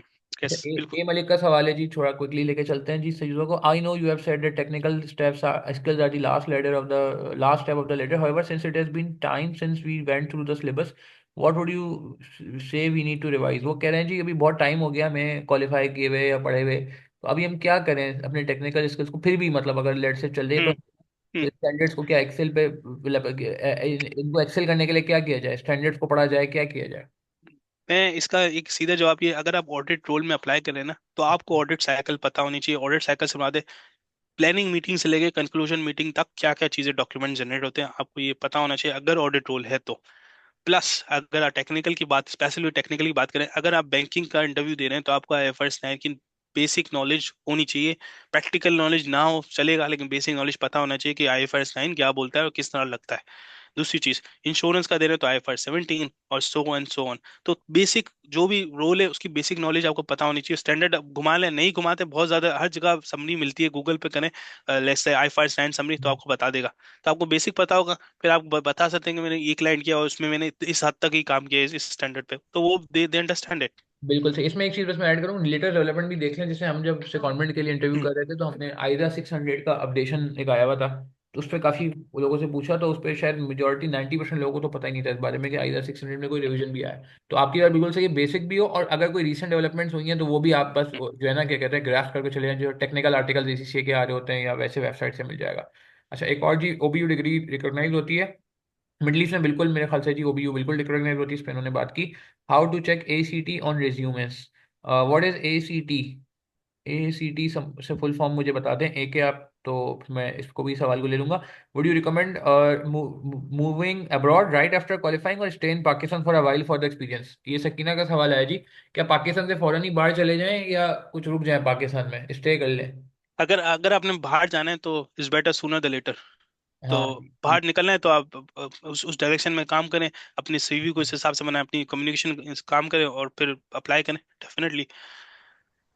ठीक है जी। एक सवाल आया जी, मैं रिसेंटली क्वालिफाइड हो गया हूँ और Big 3 में काम कर रहा हूँ। माई CV got selected only in UAE which I didn't selected because of visa issues but not picked up by any other firm even if I am fully compiled with the requirement. Secondly, which middle east country is preferred for external auditor? ये एक सवाल इन्होंने किया जी। UAE में visa issue था मगर कहीं और से जो है ना इनका नहीं हो पा रहा है। और दूसरा ये सवाल है कि मतलब हम्म इसके लिए इनको क्या करना चाहिए, मेरे ख्याल से शायद ये पूछना चाह रहे हैं। दूसरा वो पूछना है कि किस मिडिल ईस्ट कंट्री में फिर ज्यादा बेहतर है एक्सटर्नल ऑडिटर के तौर पे काम करना। ए एज खान एन ऑडिट, ये आई थिंक, अगर 420। आपकी CV पिक नहीं हो रही कहीं तो हो सकता है क्योंकि लास्ट ईयर और इस साल के खुश, इस लास्ट ईयर का खास तौर पे लास्ट क्वार्टर और इस साल का तकरीबन आने वाले दो, ये वाला क्वार्टर और आने वाला क्वार्टर, एक sort of hiring recession session कहते हैं इसको, हायरिंग रिसेशन पीरियड है। मीनिंग इस पीरियड में लोग कॉस्ट कटिंग की तरफ जा रहे हैं rather than hiring new people until and unless there is a need. तो हो सकता है इस वजह से आपकी CV रिजेक्ट हुई हो या सेलेक्ट नहीं हुई हो, एक चीज। तो तो कंटिन्यूस इसका अप्रोच यही है कि आप कंटिन्यूसली अप्लाई करें, अपनी CV को इम्प्रोवाइज करें, उस लोकल लॉस लोकल चीज़ों को देखें, जॉब रिक्वायरमेंट को देखें, उसके हिसाब से बनाएं। रिक्रूटर के थ्रू करें जब डायरेक्टली अप्लाई करने के बजाय, क्योंकि दुनिया भर अब रिक्रूटर से हायर कर रही है, तो कंट्री आई कौन सा थिंक बता रिक्रूटर। रहे हैं? कंट्री कौन सा बेस्ट है वैसे ज्यादा? हाँ, कंट्री कौन सा एक्सटर्नल ऑडिटर के वैसे मेरे ख्याल में इसके लिए आपको अपने फाइनेंशियल गोल देखें। Saudi Arabia I think best for financial goals, Dubai after, and then इसके बाद बहरीन कतर वगैरह इसके बाद। और नॉन फाइनेंशियल मतलब फाइनेंशियल गोल्स नहीं है, पैसा ज्यादा नहीं कमाना, सेविंग नहीं कमानी, तो middle UK market, Europe market settlement के लिए। अच्छा, UAE में जॉब ढूंढने के लिए बेटर ढूंढना इज बेटर और फ्रॉम हेयर, मतलब को कह रहे हैं UAE में जाके जॉब ढूंढा जाए वो ज्यादा बेहतर है कि यहाँ से बैठ के अप्लाई किया जाए? ये अच्छा सवाल उन्होंने किया क्योंकि इसका लोग। इसका इसका जवाब मैं बड़ा सीधी तरीके से, हम पहले बात हम अपने आप को समझे, हमें लेबर नहीं है कि हम जाएंगे और बोलेंगे हाँ मुझे नौकरी दे दो मिल जाए, ऐसा नहीं है। आप प्रोफेशनल लोग हैं, you need to draft your CV, apply, that's the only and best way. हो सकता है आप वहां जाएं और हो जाए किसी किसी छोटी मोटी कंपनी में, लेकिन ये याद रखें वो छोटी मोटी कंपनी होगी, ज्यादा बड़ी नहीं होगी कि वो आपको कल निकाल भी सकती है। तो best way apply from here, secondly मैं ये भी पाकिस्तान सोचता हूँ मतलब। कि वहाँ पे आपको फिर मजबूरी का भी फायदा उठाएगा वो सामने वाला एम्प्लॉयर, जब उसको पता चलेगा कि आप स्पेशली जॉब ढूंढने आए हो, तो आई थिंक वो शायद आपको उतना पे भी नहीं करेगा मेरे ख्याल से। आई हम्म, थिंक ये भी एक इशू है। बिल्कुल। अच्छा, और रिलायबल वेबसाइट बता दीजिए जॉब के लिए UAE में जॉब करनी है जी इन्होंने। भाई लिंक्डइन के अलावा मेरा नहीं ख्याल अभी तक कोई भी अच्छा जॉब पोर्टल एग्जिस्ट करता है। Indeed is the second option but LinkedIn is the best option. ठीक है जी। अच्छा, वसीम साहब का सवाल है जी। If one has not work in Big 4 but work for biggest bank audit department how does it impact job search? उन्होंने जी Big 4 में काम नहीं किया, जो मैंने थोड़ी देर पहले कहा था, कुछ लोग हम्म जो इंडस्ट्री आर्टिकलशिप करता है, इन्होंने एक Big 4 bank, sorry Big 4 bank कह रहा हूँ, सॉरी बड़े बैंक में जो है वो इन्होंने बैंक हम्म आर्टिकलशिप की है। अब ये इनको जॉब सर्च में क्या करना चाहिए? आपको बैंकिंग इंडस्ट्री को ही अपना एक करियर बनाना चाहिए और बाहर अप्लाई करने के लिए बैंकिंग सेक्टर में डायरेक्टली अप्लाई या रिक्रूटर के थ्रू अप्लाई करना चाहिए बाहर की बैंकों में। ये इसका जवाब है। ऑडिट फर्म में अगर जाना है तो आप सिर्फ ऑडिट फर्म में सिर्फ और सिर्फ बैंकिंग ऑडिट मैनेजर या बैंकिंग ऑडिट सीनियर के लिए अप्लाई कर सकते हैं। इसके अलावा आप अप्लाई करेंगे तो आपकी रिजेक्ट हो जाएगी। और अपनी CV पे हाईलाइट करना चाहिए how you are align with the requirement. ठीक है। एक सवाल आया जी, Big 4 लिखा हो सिर्फ Big 4 पीपल अप्लाई करें, और तो क्या बेहतर है हम भी अप्लाई करते हैं? लेट से मैं Big 4 से नहीं हूँ, वैसे मैं तो खैर Big 4 से हूँ अल्हम्दुलिल्लाह KPMG से, बट एक मिसाल है कि जी अगर कोई Big 4 से नहीं है और लिखा हो only Big 4 people are required, तो इसका जवाब ये मेरी स्लाइड नंबर 4 जिसमें मैं लिखा है अपने जॉब रिक्वायरमेंट को हम समझते नहीं है। अगर बिग 4 लिखा हुआ है तो मेरे ख्याल में आप अपना टाइम वेस्ट करेंगे उसको ये अप्लाई मेरा भी करने पेन है, यकीन करें। मैंने एक जमाने में लिखा जी, अभी जो मैं इंटरनल ऑडिट से कमेंट कर रहा, मैंने कहा भाई only internal audit expert, start ही वहां से हुआ। बट में। मतलब इंटरनल ऑडिट के लिए मुझे एक्सटर्नल ऑडिट के एक्सपर्ट्स मिल रहे थे, एक्सटर्नल ऑडिट के लिए मुझे इंटरनल ऑडिट के एक्सपर्ट्स मिल रहे थे। खैर, हम्म तो बिल्कुल जी हमें रेलेवेंट रखना है। Do we need to disclose the client names और just the industry in which we have experience in our resume? ये अच्छा सवाल है जी। क्या हमें क्लाइंट का नाम बताना चाहिए या बस इंडस्ट्री बता के आगे बढ़ जाए? मेरे ख्याल में क्लाइंट नेम बताना चाहिए और उस पे क्लाइंट नेम से ऊपर हेडिंग होनी चाहिए कि बिल्कुल जैसे बैंकिंग क्लाइंट्स, बिल्कुल दीज आर बिल्कुल। माय बैंकिंग क्लाइंट एक्सपोजर, ये इस तरह। मैंने स्पेशली ऐड करवाया था, जो टेबल मैं आपको बता रहा था ना, जो इंटरनल ऑडिट सेकमेंट के लिए मैंने बच्चे को बोला, मैंने कहा तुम हम्म अपने ऊपर हेडिंग डालो कि तुम्हारा वो कौन सा सेक्टर, और फिर नीचे अपने क्लाइंट्स के नाम मेंशन कर दो। Obviously you are not disclosing their financials, कि आप उनकी कोई सेल नहीं बता रहे हो, प्रॉफिट नहीं बता रहे हो, आप तो नाम बता रहे हो। I think hmm that's okay, और आपने भी इसको सेकंड किया। अरशद खान का सवाल है जी, एवरी सेशन, अच्छा ये हो गया। अरशद, आपका जवाब मिल गया ना कि आप उसको फिर अप्लाई करो। चांसेस कम है, मगर आप हिम्मत नहीं हारो अगर आपकी बिग फोर से या ऑडिट से आर्टिकलशिप नहीं है। अच्छा जी, but being in audit we get multiple industry inspection. बिल्कुल सही बात है, अच्छी बात है। ऑडिट में ही आपने काम करना है, पहली प्रायोरिटी ऑडिट ही है। बट अगर कोई ऑडिट में नहीं कर पाएगा तो फिर मुश्किल हो जाएगा। अच्छा जी, अनम्यूट करना मुश्किल हो जाएगा, काफी सारे सवाल हैं यार अभी तो। अच्छा जी, जी। आगे when applying abroad, does while having big four experience does it matter if you are ACC or CA? मेरे ख्याल से इसका बहुत आसान सा जवाब है। आप बताएं फरहान साहब कि क्या सीए एसीसीए मैटर करता है बाहर, या दोनों बराबर है? दोनों एक चेक बॉक्स एक्सरसाइज है, बेस्ट। मतलब कुछ भी ले लो, हाँ, कोई मैटर फर्क नहीं पड़ता। सही है जी, पाकिस्तान में हमारी चौधराहट है सीए की, मगर बाहर जो है वो बराबर है जी। दुआ का सवाल है, बिल्कुल। I have an experience of big four articleship and bachelor degree but my CA final exams are not clear. I am planning to apply in lower Gulf, what should I do? अच्छा देखें, इसका जवाब इन्होंने भी दिया, मैं sum up कर देता हूँ कि क्वालिफिकेशन तो देखें मस्ट है ना, वरना वो आपको खामा खाई में जिसे कहते हैं ना कि इसमें वो जितना आपका जो आप डिजर्व करते हो वो आपको नहीं फाइनेंशियल पैकेज ऑफर करेगा। एक तो ये मसला है, तो आप क्वालिफिकेशन को जल्दी से जल्दी करें। बाकी आपने लोअर गर्ल्स में अप्लाई करना है तो अगेन दो चीज़ें मुझे लगता है, फरहान साहब करेक्ट करिएगा if I am not wrong, कि if I am wrong sorry, कि एक तो ये कि आप अपने कॉन्टेक्ट पे ज़रा काम करिए, ठीक है? कोई सीनियर वगैरह है लोअर गर्ल्स में तो वहाँ पे आप ज़रा कॉन्टेक्ट घुमाइए लिंक्डइन के थ्रू, या वैसे आप जो है ना कि कहते हैं मालूमात के थ्रू, कि कौन किसकी कहाँ जॉब हुई है। एंड सेकेंडली आप लिंक्डइन के थ्रू अप्लाई करें। ऐसा ही है फरहान साहब? जी। और लोअर गल्फ में एक और चीज आई थिंक मिस आउट की, वीजा, सॉरी, ये बैचलर डिग्री। बैचलर डिग्री आपके पास होनी चाहिए जी। अगर खुदा ना खास्ता नहीं है तो फिर यू नीड टू टेस्ट, आप या तो एसीसी की ओबीयू के थ्रू कर लें, या आपका आई एम श्योर, वैसे हम तो बच्चों को बड़ा गाइड करते हैं कि जी बैचलर डिग्री हो। नहीं है तो फरहान साहब ने कहा फिर आपको प्रॉब्लम हो सकती है लोअर गर्ल्स में। आजेब का सवाल है जी, would you prefer students to remain in audit for job mobility? I have experience difficulties moving abroad if you specialize specially in tax. ये बात बिल्कुल वैलिड है जी। अगर स्पेशली आप अगर इस पे फरहान साहब थोड़ा सा क्विकली मुझे बताएं कि अगर किसी ने टैक्स में ही काम किया है पूरे 3.5 साल आर्टिकलशिप में, अब वो अब्रॉड कर मूव करना चाह रहे हैं, तो उसको डिफिकल्टी हो सकती है? पहला सवाल, जो कि मेरे ख्याल से शायद होगी तो। पहला बेसिक चेक ये है कि उसकी जॉब ही नहीं होगी अगर पाकिस्तानी टैक्स में उसने काम किया है तो उसके लिए आपको सीवी को इस तरह ट्यून करना पड़ेगा। पहले तो आपने बताना पड़ेगा कि आई सजेस्ट, अगर आप सी चार्टर्ड अकाउंटेंट क्वालिफाइड हैं, ठीक है, और तो बहुत सारे टैक्स के कोर्सेज, अगर आप यूके में अप्लाई करना है, टैक्स के कोर्सेज होते हैं, इंक्लूडिंग एसीसीए का। आई थिंक एक टैक्स का पेपर भी, अगर आप एसीसीए वाले हैं तो लोकल टैक्स दें और फिर आप हाईलाइट करें कि मुझे टैक्स की नॉलेज है, मेरा number of year of experience in tax division Pakistan में है, और मेरा ये यूके की जॉब क्वालिफिकेशन भी है टैक्स की, तो आपको जॉब हो सकती है, otherwise chances are very unlikely. अच्छा, इसमें मैं एक छोटा सा केस डिस्कस करता हूँ। हमारे एक बहुत सीए के कम्युनिटी के बहुत फेमस आदमी है सबूर साहब। वो उनकी सीए वो टैक्स में काम करते थे, आई डोंट नो उनकी आर्टिकलशिप भी आई गेस टैक्स में थी, तो वो उनका हुआ है आई गेस बीडीओ में, सऊदी अरब में। तो मगर ये है कि शायद इस वजह से हो गया होगा कि पाकिस्तान का टैक्स कॉम्प्लेक्स है, उन्होंने शायद सीवी में बहुत अच्छे से पोर्ट्रे किया होगा कि जी कॉम्प्लेक्स टैक्स वर्किंग उनको आती है। सऊदीया में टैक्स आपको पता है शायद इतना कॉम्प्लेक्स नहीं जितना पाकिस्तान में है। हम्म वही हम्म वाली बात आपकी है कि आप उनकी प्रेजेंटेशन स्किल्स भी नो, पूरी सीए कम्युनिटी जानती है माशाल्लाह उनकी प्रेजेंटेशन स्किल्स को। तो और दूसरा ये कि जो आपने कहा कि सीवी बड़ा स्ट्रांग होना चाहिए, तो सीवी में आप जस्टिफाई कर दो कि जी why you are fit for this job, क्या कहते हैं आप? तो ये जस्टिफिकेशन हो जाती है तो रिस्पॉन्सिबिलिटीज और ये जो आपने दो तीन चीजें बोली। हम्म। अच्छा, अच्छा, कामरान भाई को एग्जिट करना है, आई थिंक इनकी कोई चले नो इशू। कमिटमेंट है। थैंक यू कामरान साहब। Thank you. कामरान साहब, आप कंक्लूडिंग कुछ आप मैसेज देना चाहेंगे हमारे स्टूडेंट्स को, क्योंकि अगेन अल्टीमेट ऑब्जेक्टिव यही है कि हमारे स्टूडेंट्स को किसी भी तरीके से इससे फायदा हो जाए। जी कामरान साहब, अगर आप सिर्फ लास्ट मैसेज दे सकें। देखिए, मैं सवाल आप लोगों के सबके देख रहा हूँ, जेन्युइन सवाल है सबके, ठीक है ना?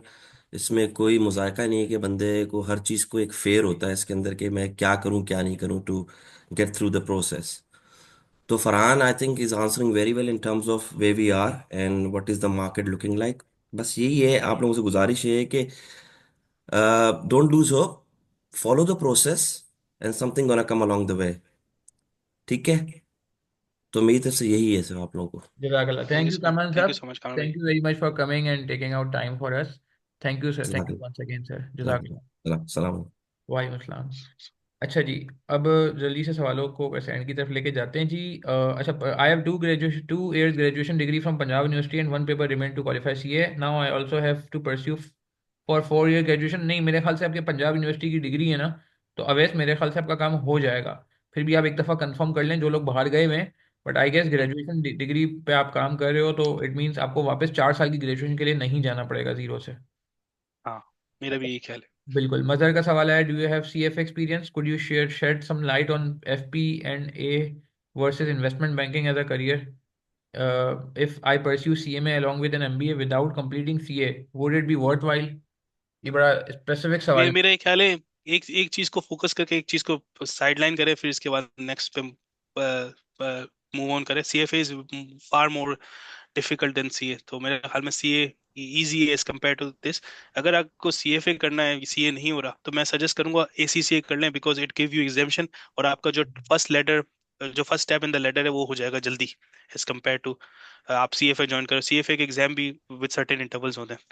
तो हम्म। फिलहाल मैं सीएफए के सेशन सवाल फिलहाल नहीं लूंगा इस सेशन और में, सॉरी। दूसरा सीएफए का एक्सपेंसिव भी बहुत है, फिर आई थिंक उसका में आपने बिल्कुल सही कहा, पासिंग परसेंटेज का भी इशू है। सीए इज रिलेटिवली इजी, बिल्कुल रिलेटिवली, मतलब नॉट ऑल इजी, क्योंकि बहुत सारे लोग बुरा मान जाएंगे कि सर आपने सीए को आसान बोल दिया। खैर अच्छा, हसनैन का जी सवाल है, after being selected for interview on what areas we should grip like IFRS and ISA और anything specific, is there any possibility of being selected in industry directly rather then go for audit firm first and then switch to industry?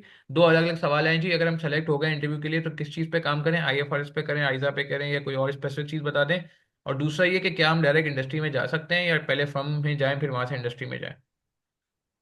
सबसे पहला सवाल तो ये, अगर आप job interview के लिए सेलेक्ट हो गए, तो आपने क्या करना है। सबसे पहले तो आपने जो बंदा जॉब रिक्वायरमेंट है ना, वो हम्म। आपको उस पर ग्रिप होनी चाहिए। मिसाल के तौर पे ऑडिट सीनियर जा रहे हैं, फॉर एग्जांपल ले रहा हूँ मैं, तो आपको ऑडिट साइकिल शुरू से आखिर तक पता होनी चाहिए कि ऑडिट शुरू कहाँ से होता है और कहाँ पे खत्म होता है, क्या क्या बीच में डॉक्यूमेंट्स होते हैं, audit finding report, planning report, audit report, और ये सब चीज़ें पता होनी। दूसरी चीज़, ये उसी इंटरव्यू के लिए, अगर आप बैंकिंग का इंटरव्यू, तो आपको रेलिवेंट स्टैंडर्ड पता होने चाहिए। तमाम आइजा और तमाम स्टैंडर्ड को आपको पढ़ने की जरूरत नहीं है। रेलिवेंट स्टैंडर्ड पता होने चाहिए, एटलीस्ट बेसिक पता होने चाहिए, क्योंकि वो पूछ सकता है कि इसको आपने किस तरह किया, टैकल किस तरह, प्रैक्टिकल एग्जांपल्स देनी पड़ेंगी, और वो पूछेगा भी। देंगे बहुत अच्छा है, clear cut slowly practical examples हैं, तो that will be sufficient enough for passing the interview. एक चीज। दूसरा सवाल आपका क्या था ये कि वो अगर डायरेक्ट डायरेक्ट इंडस्ट्री में इंडस्ट्री में जाना है या पहले फर्म जाके इंडस्ट्री में जाए? अगर आप, मेरे ख्याल में फर्म जाके इंडस्ट्री में जाना थोड़ा सा सेफर अप्रोच है। क्यों? क्योंकि फर्म में ना, अगर खुदा ना खास्ता, जैसे मैंने आपको बताया, मैं जब आया था मुझे इंग्लिश नहीं आती थी। अगर मैं डायरेक्ट इंडस्ट्री में आया था ना, तो मुझे पहले ही दिन वो बोलते गो गो बैक। लेकिन फर्म हम्म। में ना बहुत ज्यादा रूम होता है कि आप दूसरे क्लाइंट मूव ऑन कर सकते हैं, टीम मूव ऑन कर सकते हैं। तो मेरी सजेशन है, सेफर अप्रोच। हम पाकिस्तानी हैं, हो सकता है आपकी बहुत अच्छी इंग्लिश हो सकता है आपको बहुत ज्यादा पता हो, लेकिन बहुत सारी ऐसी चीजें जो हमें पता ही नहीं है। कल्चर गैप्स हैं, हमारा स्टाइल डिफरेंट है यहाँ के स्टाइल से। तो सेफर अप्रोच है, आप फर्म आए फिर इंडस्ट्री में जाए। और अगर आपकी लकीली इंडस्ट्री में हो गई, तो then you need to be very careful to how to safe और keep your job safe in that scenario. ठीक है जी, सवाल जल्दी से हम इसको ले लेते हैं। What if a person is willing to settle abroad with their parents? तो वो कह रहे हैं क्या वीजा इशू होता है मिडिल ईस्ट में, आप पेरेंट्स को साथ नहीं रख सकते, अपने स्पाउस को और पेरेंट्स को? मैं ऐसे अब्दुल समद इसका जवाब देगा, लेकिन इसका सीधा सीधा जवाब है, मिडिल ईस्ट में, यूरोप मार्केट में पेरेंट्स को लाना, the answer is no. No, is no route to settle your parents in Europe. There are some exceptions, but officially कोई रूल्स और कोई प्रोसेस नहीं है। मिडिल ईस्ट में the answer is yes. I think Middle East में कोई salary की कोई रिक्वायरमेंट होती है। अब्दुल समद, तुम अगर क्विकली वो कर सको उस पर। एक मिनट, अब्दुल समद साहब आप अनम्यूट हो गए जी, प्लीज। अस्सलाम वालेकुम। अच्छा, इसमें मेरा अपना पर्सनल तो कोई एक्सपीरियंस एज सच नहीं है, लेकिन आई नो मेरे दोस्त वगैरह वो इट लेकर आते हैं, स्पॉन्सर करते हैं मिडल ईस्ट में अपने पेरेंट्स को, अपने स्पाउस को। तो अक्सर तो जो आपके एम्प्लॉई हैं वो आपके स्पाउस और बच्चों को तो वो करने देते हैं, वो खुद ही स्पॉन्सर करते हैं। पेरेंट्स को आप पर्सनली स्पॉन्सर कर सकते हैं। मेरे काफ़ी सारे दोस्त वो अपने पेरेंट्स को यहाँ पे लेकर आए हैं, वो यहाँ पे रहते हैं उनके साथ। तो I think there is no such issue in Middle East. Saudi में भी अपना दुबई वगैरह इधर लेकर आ रहे हैं लोग। ठीक है। और यूके में, यूरोप में प्रॉब्लम है जो फ्रांस में बताया। यूके एंड यूरोप में प्रॉब्लम है, and I think apart from Canada आप कहीं पे भी जो है आपको एक स्ट्रेट फॉरवर्ड प्रोसेस नहीं मिलेगा। कनाडा में ब्लड रिलेशन की बेसिस पे आप स्पॉन्सर कर सकते हैं, उसमें भी कुछ I think there are some certain criterias. लेकिन उसके अलावा तो आई डोंट थिंक कि कहीं पे भी आपको यूरोपियन मार्केट में, ऑस्ट्रेलिया वगैरह में स्ट्रेट फॉरवर्ड प्रोसेस मिल सकता है। अच्छा, आई कैप का सर्टिफिकेट कह रहे हैं जी एम कॉम के इक्विवेलेंट है। हाँ, ये मैंने कहीं सुना तो है, मगर आई थिंक इस पे मिल जाती है। तो ये तो बड़ा अच्छा हो जाएगा। फिर M Com is obviously graduation, तो फिर वो तो, आपको नहीं करना पड़ेगा, मगर क्वालिफिकेशन इज मस्ट अगेन, जो फरहान साहब। इसमें इसमें एक चीज़ क्लियर कर दूं कि आईकैप का सर्टिफिकेट एमकॉम के इक्विवेलेंट है, एचईसी इक्विवेलेंसी देती है, लेकिन वो एक नोटिफिकेशन है। वो आपको कोई डिग्री हाथ में नहीं देंगे, वो दे आर जस्ट सेइंग कि ये इक्विवेलेंट है टू एमकॉम। जब आप किसी के पास अप्लाई करने जाएंगे तो obviously they will not agree to HEC, they need some university to say that you got a qualification, जो कि आपके पास नहीं होती। तो ये पाकिस्तान के लिए तो बहुत अच्छा है कि हम बोलते हैं कि यार हम इक्विवेलेंट हैं to M Com, but from a perspective of applying outside आपके पास कोई उसका प्रूफ नहीं है। ओके, तो इट मींस नो ना, मतलब ऑब्वियसली फिर आप इसको, हाँ। मतलब बिल्कुल ब्लैक एंड वाइट चलें, ग्रे ना करें इसको। तो हाँ आपका जो मैं पॉइंट समझाऊं वो ये है कि आप इसकी बेसिस पे अप्लाई नहीं कर सकते, ऐसा ही है। जी। जी बिल्कुल। एग्जैक्टली। तो ये बीच में दो तीन कमेंट्स आए थे जी, तो अच्छा है ये वो वहां से एड्रेस हो गए। अच्छा, जल्दी से हम आगे चलते हैं जी। एक और सवाल है, ATS format, I don't no ये क्या होता है, इसको स्पेसिफिकली फिर हम देख लेते हैं। एटीएस फॉर्मेट क्या होता है फरहान साहब? एटीएस फॉर्म आई थिंक, मेरे ख्याल में एटीएस उससे एक टूल होता है जिसके थ्रू सीवी को स्कैन करते हैं। आप कंफर्म करते हैं उसके बारे में जिक्र हो रहा है नहीं हो हाउ रहा, टू मुझे नहीं चेक पता एटीएस किस। Format for our CV? अच्छा, सही सही, मैं समझ गया। ATS is like a tool, AI tool है जो ये डिटरमाइन करता है इसके सीवी में जो लिखा हुआ है वो उनकी जॉब रिक्वायरमेंट से मैच कर रहा है नहीं कर रहा। फॉर्मेट वो चेक नहीं करता, लेकिन वो ये जरूर चेक करता है कि जो जो आपने वर्डिंग्स में लिखा है अपनी रिस्पॉन्सिबिलिटीज, वो जॉब रिस्पॉन्सिबिलिटी से मैचिंग है नहीं है। और वो एक रिपोर्ट बनाता है ये सिस्टम, और फिर दे देता है एम्प्लॉय हायरिंग मैनेजर एचआर को कि भाई ये सीवी अच्छी है, प्रोग्रेस करो, और या ये सीवी अच्छी नहीं है, रिजेक्ट कर दो। तो इसको कोई चेक तो करने का इसका कोई तरीका फॉर्मेट नहीं? नहीं है, फॉर्मेट नहीं होता इसका कोई भी, नो। ठीक है। ओके, अच्छा, आई कैप की बात हो गई। Which is what is better option applying from here? अच्छा, ये बात हो गई कि बाहर जाने से बेहतर है कि बंदा यहाँ बैठ के अप्लाई कर ले। फाइनल एग्जाम क्लियर नहीं हुई, बात हो गई। So it is feasible to go for job search in Middle East area like Oman as per articleship is running with KPMG next month, don't have current job after that. देखें, अगर physically बात करें उस्मान, तो मना किया गया है। Physically ना जाएं, आप यहाँ से बैठ के अप्लाई कर लें जहाँ भी आपका जो है ना बेस्ट आपको लगता है। मगर जाके अप्लाई करने में जो है ना वो उसमें परेशानियां ज़्यादा हैं, जो भी हमें बात हुई। अच्छा, ABCXYZ का सवाल है जी, एज पर यूएई रिक्वायर्ड बैचलर। अच्छा, एक और आया जी, क्या है जी, as UAE required bachelor if you don't have that degree how can we apply from here? इस पे बात हो गई जी, वो चाहिए होगा, उसके बगैर काम नहीं होगा। Some people also go through spouse visa, can it be an alternative way to find job without graduation? I think आप स्पाउस वीजा पे भी अगर जाते हैं ना, ठीक है, जॉब करने के लिए आपके पास जॉब जॉब इस कंट्री में राइट होना चाहिए, किसी भी कंट्री में, यूएई में आपके पास जॉब वीजा होना चाहिए, लेबर वीजा या लेबर कार्ड बोलेंगे या प्रोफेशनल वीजा बोलेंगे, वो होना चाहिए। स्पाउस वीजा पे मेरा नहीं ख्याल जॉब कर सकते आप। क्योंकि बात ये ना, जॉब तो आपको देगा ना, तो आपकी तो क्वालिफिकेशन तो स्पाउस की क्वालिफिकेशन से तो नहीं कवर हो सकती। क्या ख्याल है? मतलब आपको किसी काम के लिए रख रहा है तो वो आपकी क्वालिफिकेशन और डिग्री चेक करेगा। ठीक है। मोहम्मद काशिफ का सवाल है जी, one applicant tracking system ATS passed CV low scored by another and self prepared CV is often low scored by ATS reviews, is it a sales pitch to sell CV services? How to improve CV to get ATS pass rate? या I think ATS, ये जैसे मैंने जिक्र किया ना, CV आपकी ऐसी होनी चाहिए कि जो मैचिंग करे। तो अब बहुत सारे लोग ना इस फील्ड को समझ रहे हैं कि इससे भी पैसा बनाया जा सकता है, तो उस तरह के टूल्स लेके आए और बोलते हैं ये हमारा स्कोर रेट है। लेकिन एटीएस इंटरनेशनली कहीं रिकॉग्नाइज नहीं है कि भाई अगर एटीएस वाली सीवी होगी तो ही वी विल, एम्प्लॉयर ये नहीं बोलता कि एटीएस पास सीवी होगी तो ही हम रिकॉग्नाइज करेंगे, ऐसा कुछ भी नहीं है। तो ये बस ये एक मैं समझता हूँ एटीएस से लोग पैसा बना रहे हैं तो इसको आप इग्नोर कर सकते हैं, एज लॉन्ग एज आपकी सीवी जॉब डिस्क्रिप्शन से मैचिंग है, you don't need to worry. Job search के लिए कहाँ जाना चाहिए जी? लिंक्डइन पे जाना चाहिए मेरे हिसाब से, तो कहीं नहीं जाना चाहिए। लिंक्डइन आपके कनेक्शन, और लिंक्डइन पे रिक्रूटर। बिल्कुल सही है जी। अच्छा जी, इस पे बात हो गई हसनैन के सवाल पे। Also tell importance of ERP like SAP sector and Gulf Gulf market, कि सैप वगैरह की कोई इंपॉर्टेंस है जी? बताएं जरा गल्फ मार्केट के लिए जो अगर सवाल। गल्फ मार्केट में अगर इंडस्ट्री में अप्लाई करें तो यस, इसकी इंपॉर्टेंस है, और अपनी सीवी पे हाईलाइट करेंगे कि अगर इंडस्ट्री में अप्लाई करें। लेकिन अगर आप ऑडिट रोल में अप्लाई कर रहे हैं तो आपको ये चीज़ हाईलाइट करने की जरूरत नहीं है, क्योंकि ऑडिट फर्म्स के अपने टूल्स होते हैं और उस सॉफ्टवेयर पे ही चलते हैं, उसमें ईआरपी का एक्सपीरियंस का कोई वैल्यू एडिट नहीं करेगा, अनटिल एंड अनलेस वो आपको कोई एडवाइजरी में जॉब दे रहे हो जो फर्दर से काउंट करे क्लाइंट पे। तो वो जॉब डिस्क्रिप्शन में क्लियरली लिखा होगा, we will prefer SAP experience guy और ईआरपी एक्सपीरियंस गाय और वट एवर। ठीक है जी। दूसरा एक और सवाल आया जी, आइलेट्स नेसेसरी है? सादिया का सवाल है यूके यूएसए के लिए। The answer is yes. IELTS का 5.5 स्कोर होना चाहिए जॉब वीजा के लिए यूके में। यूएसए का मुझे इल्म नहीं है, लेकिन I can check and come back, but UK के लाजमी चाहिए आपको यूके में तो आइल्स। मुझे भी आइडिया है, यूएसए का मुझे कंफर्म नहीं है, बट ये यूएसए में भी मेरे ख्याल से है, क्योंकि एक साहब थे वो यूएसए जा रहे थे, तो इसी तरह के किसी एजुकेशन के, तो उनको भी आइलेट्स था। बट आप भी इसको चेक कर लीजिएगा, हम ग्रुप पे अपडेट कर देंगे। मैं इसके आइल्स पे एक चीज कवर बता, एक और चीज बता दूं, आइल्स नॉर्मली एक्सपायर्स इन 2 years और 1 year। ठीक है, आप देख लेना कितने।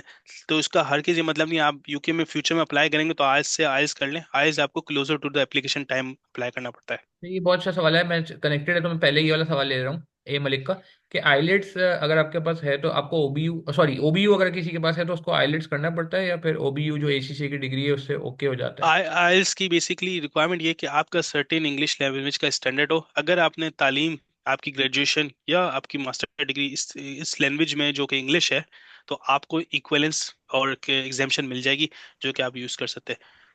तो इट मीन कि हमें आइलेट्स करने की जरूरत नहीं है अगर ओबीयू मौजूद है मेरे पास तो। अगर आपके, हाँ, लेकिन आप फर्दर चेक कर लें, क्योंकि मेरी नॉलेज इस स्पेस में ना 2 साल पुरानी है। Okay okay, up to date जो है आपको वर्जन लेना पड़ेगा, बट मुझे हम्म, भी यही याद पड़ा है, वैसे शायद हमें आइलेट्स नहीं करना पड़ता, बट आपकी बात सही है, इसको क्रॉस चेक किया जा सकता है। अच्छा जी, ये बात हो गई ना कि UAE require bachelor, we don't have degree, ABC X Y Z, अब इस पे बात कर ली हमने कि स्पाउस वीज़ा पे नहीं हो सकेगा, आपके पास खुद अपनी डिग्री होनी चाहिए। वहाँ पे अगर आप चले भी जाएंगे तो वो शायद आपको जॉब पे नहीं रखेंगे अगर आपके पास जो है डिग्री नहीं होगी तो।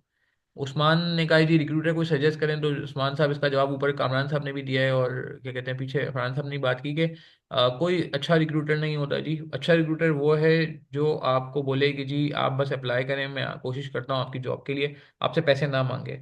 रिक्रूटर तो मेरे ख्याल से कोई भी अच्छा नहीं, डिपेंड करता है टाइमिंग पे उसके पास कौन सी अच्छी जॉब आ गई जो आपके स्किल सेट से मैच कर जाए। फीमेल्स को कंसिडर किया जाता है, इरम का सवाल आया है, विदाउट जेंडर बायसनेस, ये एक सवाल। सिर्फ पाकिस्तान में जेंडर बायसनेस है और सऊदी मार्केट में। बाकी ग्लोबली कोई जेंडर बायसनेस नहीं है, इवन पे में भी कोई गैप नहीं है। अच्छा, पे में भी कोई गैप नहीं है, चलें दैट्स जी गुड। नहीं। और जी किसी का कोई सवाल है बताएं जी, लास्ट 5 मिनट्स हमारे पास हैं जी, काफ़ी फरहान साहब को हमने 1 घंटा रिक्वेस्ट की थी, मगर टाइम जो है थोड़ा बढ़ गया। थैंक यू फरहान साहब। एक उन्होंने पूछा, any input you can give on international remote jobs, how to find your and your advice for progression in this line. दो सवाल है जी, क्या हम रिमोट जॉब्स पे कैसे जाएं, कैसे फाइंड करें, और दूसरा क्या ये कोई अच्छी चीज़ है, इसको आप समझते हैं progression in this line? Remote jobs मेरे ख्याल में, आई थिंक, अगर किसी को सिर्फ पैसे कमाने, ग्रो नहीं करना, तो remote job is very good option. ठीक है, और इसके किसी के पर्सनल कमिटमेंट हो, किसी की केयरिंग रिस्पॉन्सिबिलिटी, तो वो रिमोट जॉब करते हैं। पाकिस्तान में रिसेंटली बड़ा अच्छा ट्रेंड शुरू हुआ है, जिसमें मेरे ख्याल में ईवाई की बैक यू मिडिल ईस्ट की बैक एंड ऑफिस है पाकिस्तान में, जो जो Right. ऑफर करती है, और इसी तरह वैसे डिलॉयट का भी कुछ इसी तरह बैक एंड सिस्टम है, तो रिमोट जॉब्स ऑफर करती है।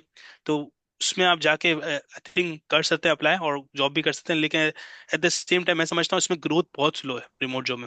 और इंटरनेशनली अप्लाई करने का तरीकेकार ये है, अगर आप बाहर के मुल्क में रिमोट जॉब करना चाहते हैं, सबसे ज़्यादा चैलेंज पाकिस्तान में ये है कि आपको वो नॉर्मली पेमेंट जिस बैंक के थ्रू करते हैं ना, वो आपके लोकल बैंक्स को पाकिस्तान अलाउ नहीं करता, काफ़ी ज़्यादा ऑप्शंस।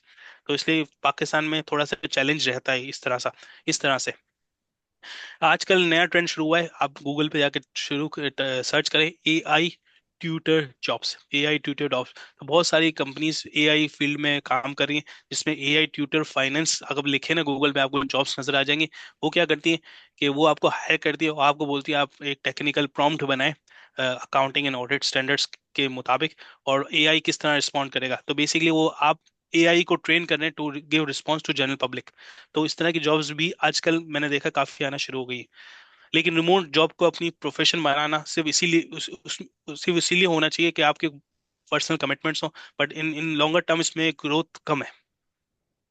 ठीक है जी, एक सवाल आया है कि जी लिंक्डइन में बहुत सारी चीज़ें लगता है फेक है, बहुत चीज इन्फॉर्मेशन देते हैं आपको, और वो कहते हैं लाइक यू टू लाइक और रिकमेंड यस, हम्म। और email given that looks fake. How to identify genuine job on LinkedIn. हाँ, इसको हमने आपने कुछ वैसे बात सेशन नहीं की के थी, स्टार्ट में कवर किया है वैसे। आपने बात लेकिन की। एक बेसिक क्राइटेरिया यही है कि आप उसकी जिसने पोस्ट किया ना उसकी प्रोफाइल देखें, उससे आइडिया हो जाएगा। ठीक है, अगर कोई लिखता है direct message me for more details, तो मैं नहीं समझता वो जेन्युइन है। बिल्कुल सही बात है।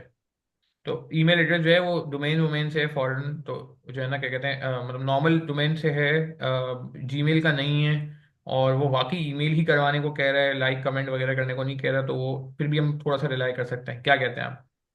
बिल्कुल ऐसा ही है।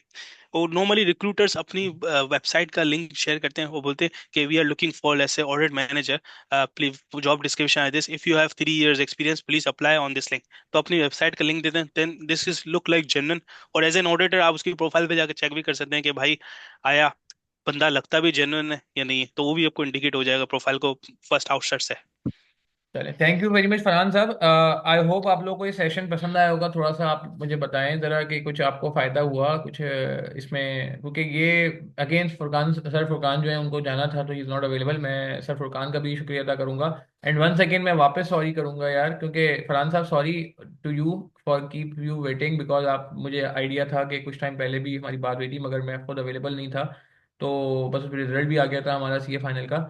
बट मुझे बड़ा अफसोस हो रहा है कि ये सेशन हमने इतना देर से क्यों किया, ये सेशन उसी वक्त ही हो जाता, क्योंकि बहुत ही ज़्यादा आपने काम की बातें बताई हैं, मेरे लिए भी बहुत सारी चीज़ें इंपॉर्टेंट थी और हमारे स्टूडेंट्स के लिए भी इंपॉर्टेंट। देखें, ये सेशन रखने का पर्पज़ अल्लाह ना करे कोई ये नहीं था कि हम कोई बस एक फॉर्मेलिटी कर लें, या कोई अल्लाह ना करे कोई रिक्रूटर से आपको कनेक्ट करा के जो है वो आपको कोई परेशानी में डालें। हमारा तो जेन्युइन एक बिल्कुल जिसे कहते हैं ना कि फीडबैक दें। तो थैंक यू फरहान साहब, आपकी नॉलेज भी माशाल्लाह बहुत अच्छी रही, और आपने बहुत अच्छा गाइड किया और सारी बातें बिल्कुल जिसे कहते हैं ना एक ट्रांसपेरेंट माहौल में की। Thank you very much once again, and इंशाल्लाह आप लोग हमारे ग्रुप पे रहिएगा। हम इंशाल्लाह आगे भी हुआ तो इसी से रिलेटेड कनेक्टेड कुछ और सेशन रखेंगे, जिसमें आपकी इन्फॉर्मेशन को मजीद इम्प्रूव करने की कोशिश करेंगे। अल्टीमेट ऑब्जेक्टिव यही है कि अगर हमारी छोटे से एफर्ट से आपको फ़ायदा हो जाता है तो हमारे लिए सदका जारी हो जाएगा। वंस अगेन जी, बहुत अच्छा लगा आप लोगों से इंटरेक्ट करके। बहुत सारे लोगों ने आए लाइव में, हम लोग लाइव क्लासेस में बुलाते हैं तो उसमें हमें बड़ा कम लोग नज़र आ रहे थे, बट इस तरह के सेशन में अच्छी बात है, खुशी होती है काफ़ी सारे स्टूडेंट्स को देख के। तो एंड में सर बस कोई आप लास्ट कोई मैसेज देना चाहें, जस्ट 30 सेकेंड मैसेज, फिर हम इसको एंड करते हैं। आप अरे सॉरी, मेरे ख्याल से म्यूट हो गए, 1 मिनट, 1 मिनट। जी जी जी, बस लास्ट आप जो जी कहना जी। चाहें। जी, thank you so much for everyone. I think की की क्राइटेरिया अगर मैं समराइज करूँ ना, आपने हर जॉब को अप्लाई करने से पहले आपने मेरी इसमें स्लाइड सबसे शेयर कर दूंगा, तो आपने ये लाजमी रखना है कि आपके गोल क्या है। ये चीज़ को लाजमी फॉलो करेंगे तो इंशाल्लाह आपकी जॉब में बड़ा इजीली आपको सक्सेस मिलेगी। एक चीज़। दूसरी चीज, कहीं भी आप लॉस हो तो मोर देन वेलकम, आप मुझे रीच आउट कर सकते हैं, कामरान को रीच आउट कर सकते हैं, अब्दुल समद को रीच आउट कर सकते हैं। वी विल हेल्प यू कि किस तरह बात करनी है, क्या करना है। इंक्लूडिंग बहुत सारे लोग इस तरह से बोलते हैं कि हमें ऑफर आई है लेकिन हमें समझ नहीं आ रहा सैलरी सही है, तो we can more than happy to have that confidential conversation हम कर सकते हैं। आप लिंक्डइन पे रीच आउट कर सकते हैं। बाकी आई think key thing in this session is कि आपने किस तरह इफेक्टिवली अप्लाई करना है और अपनी मिस्टेक्स को समझना है।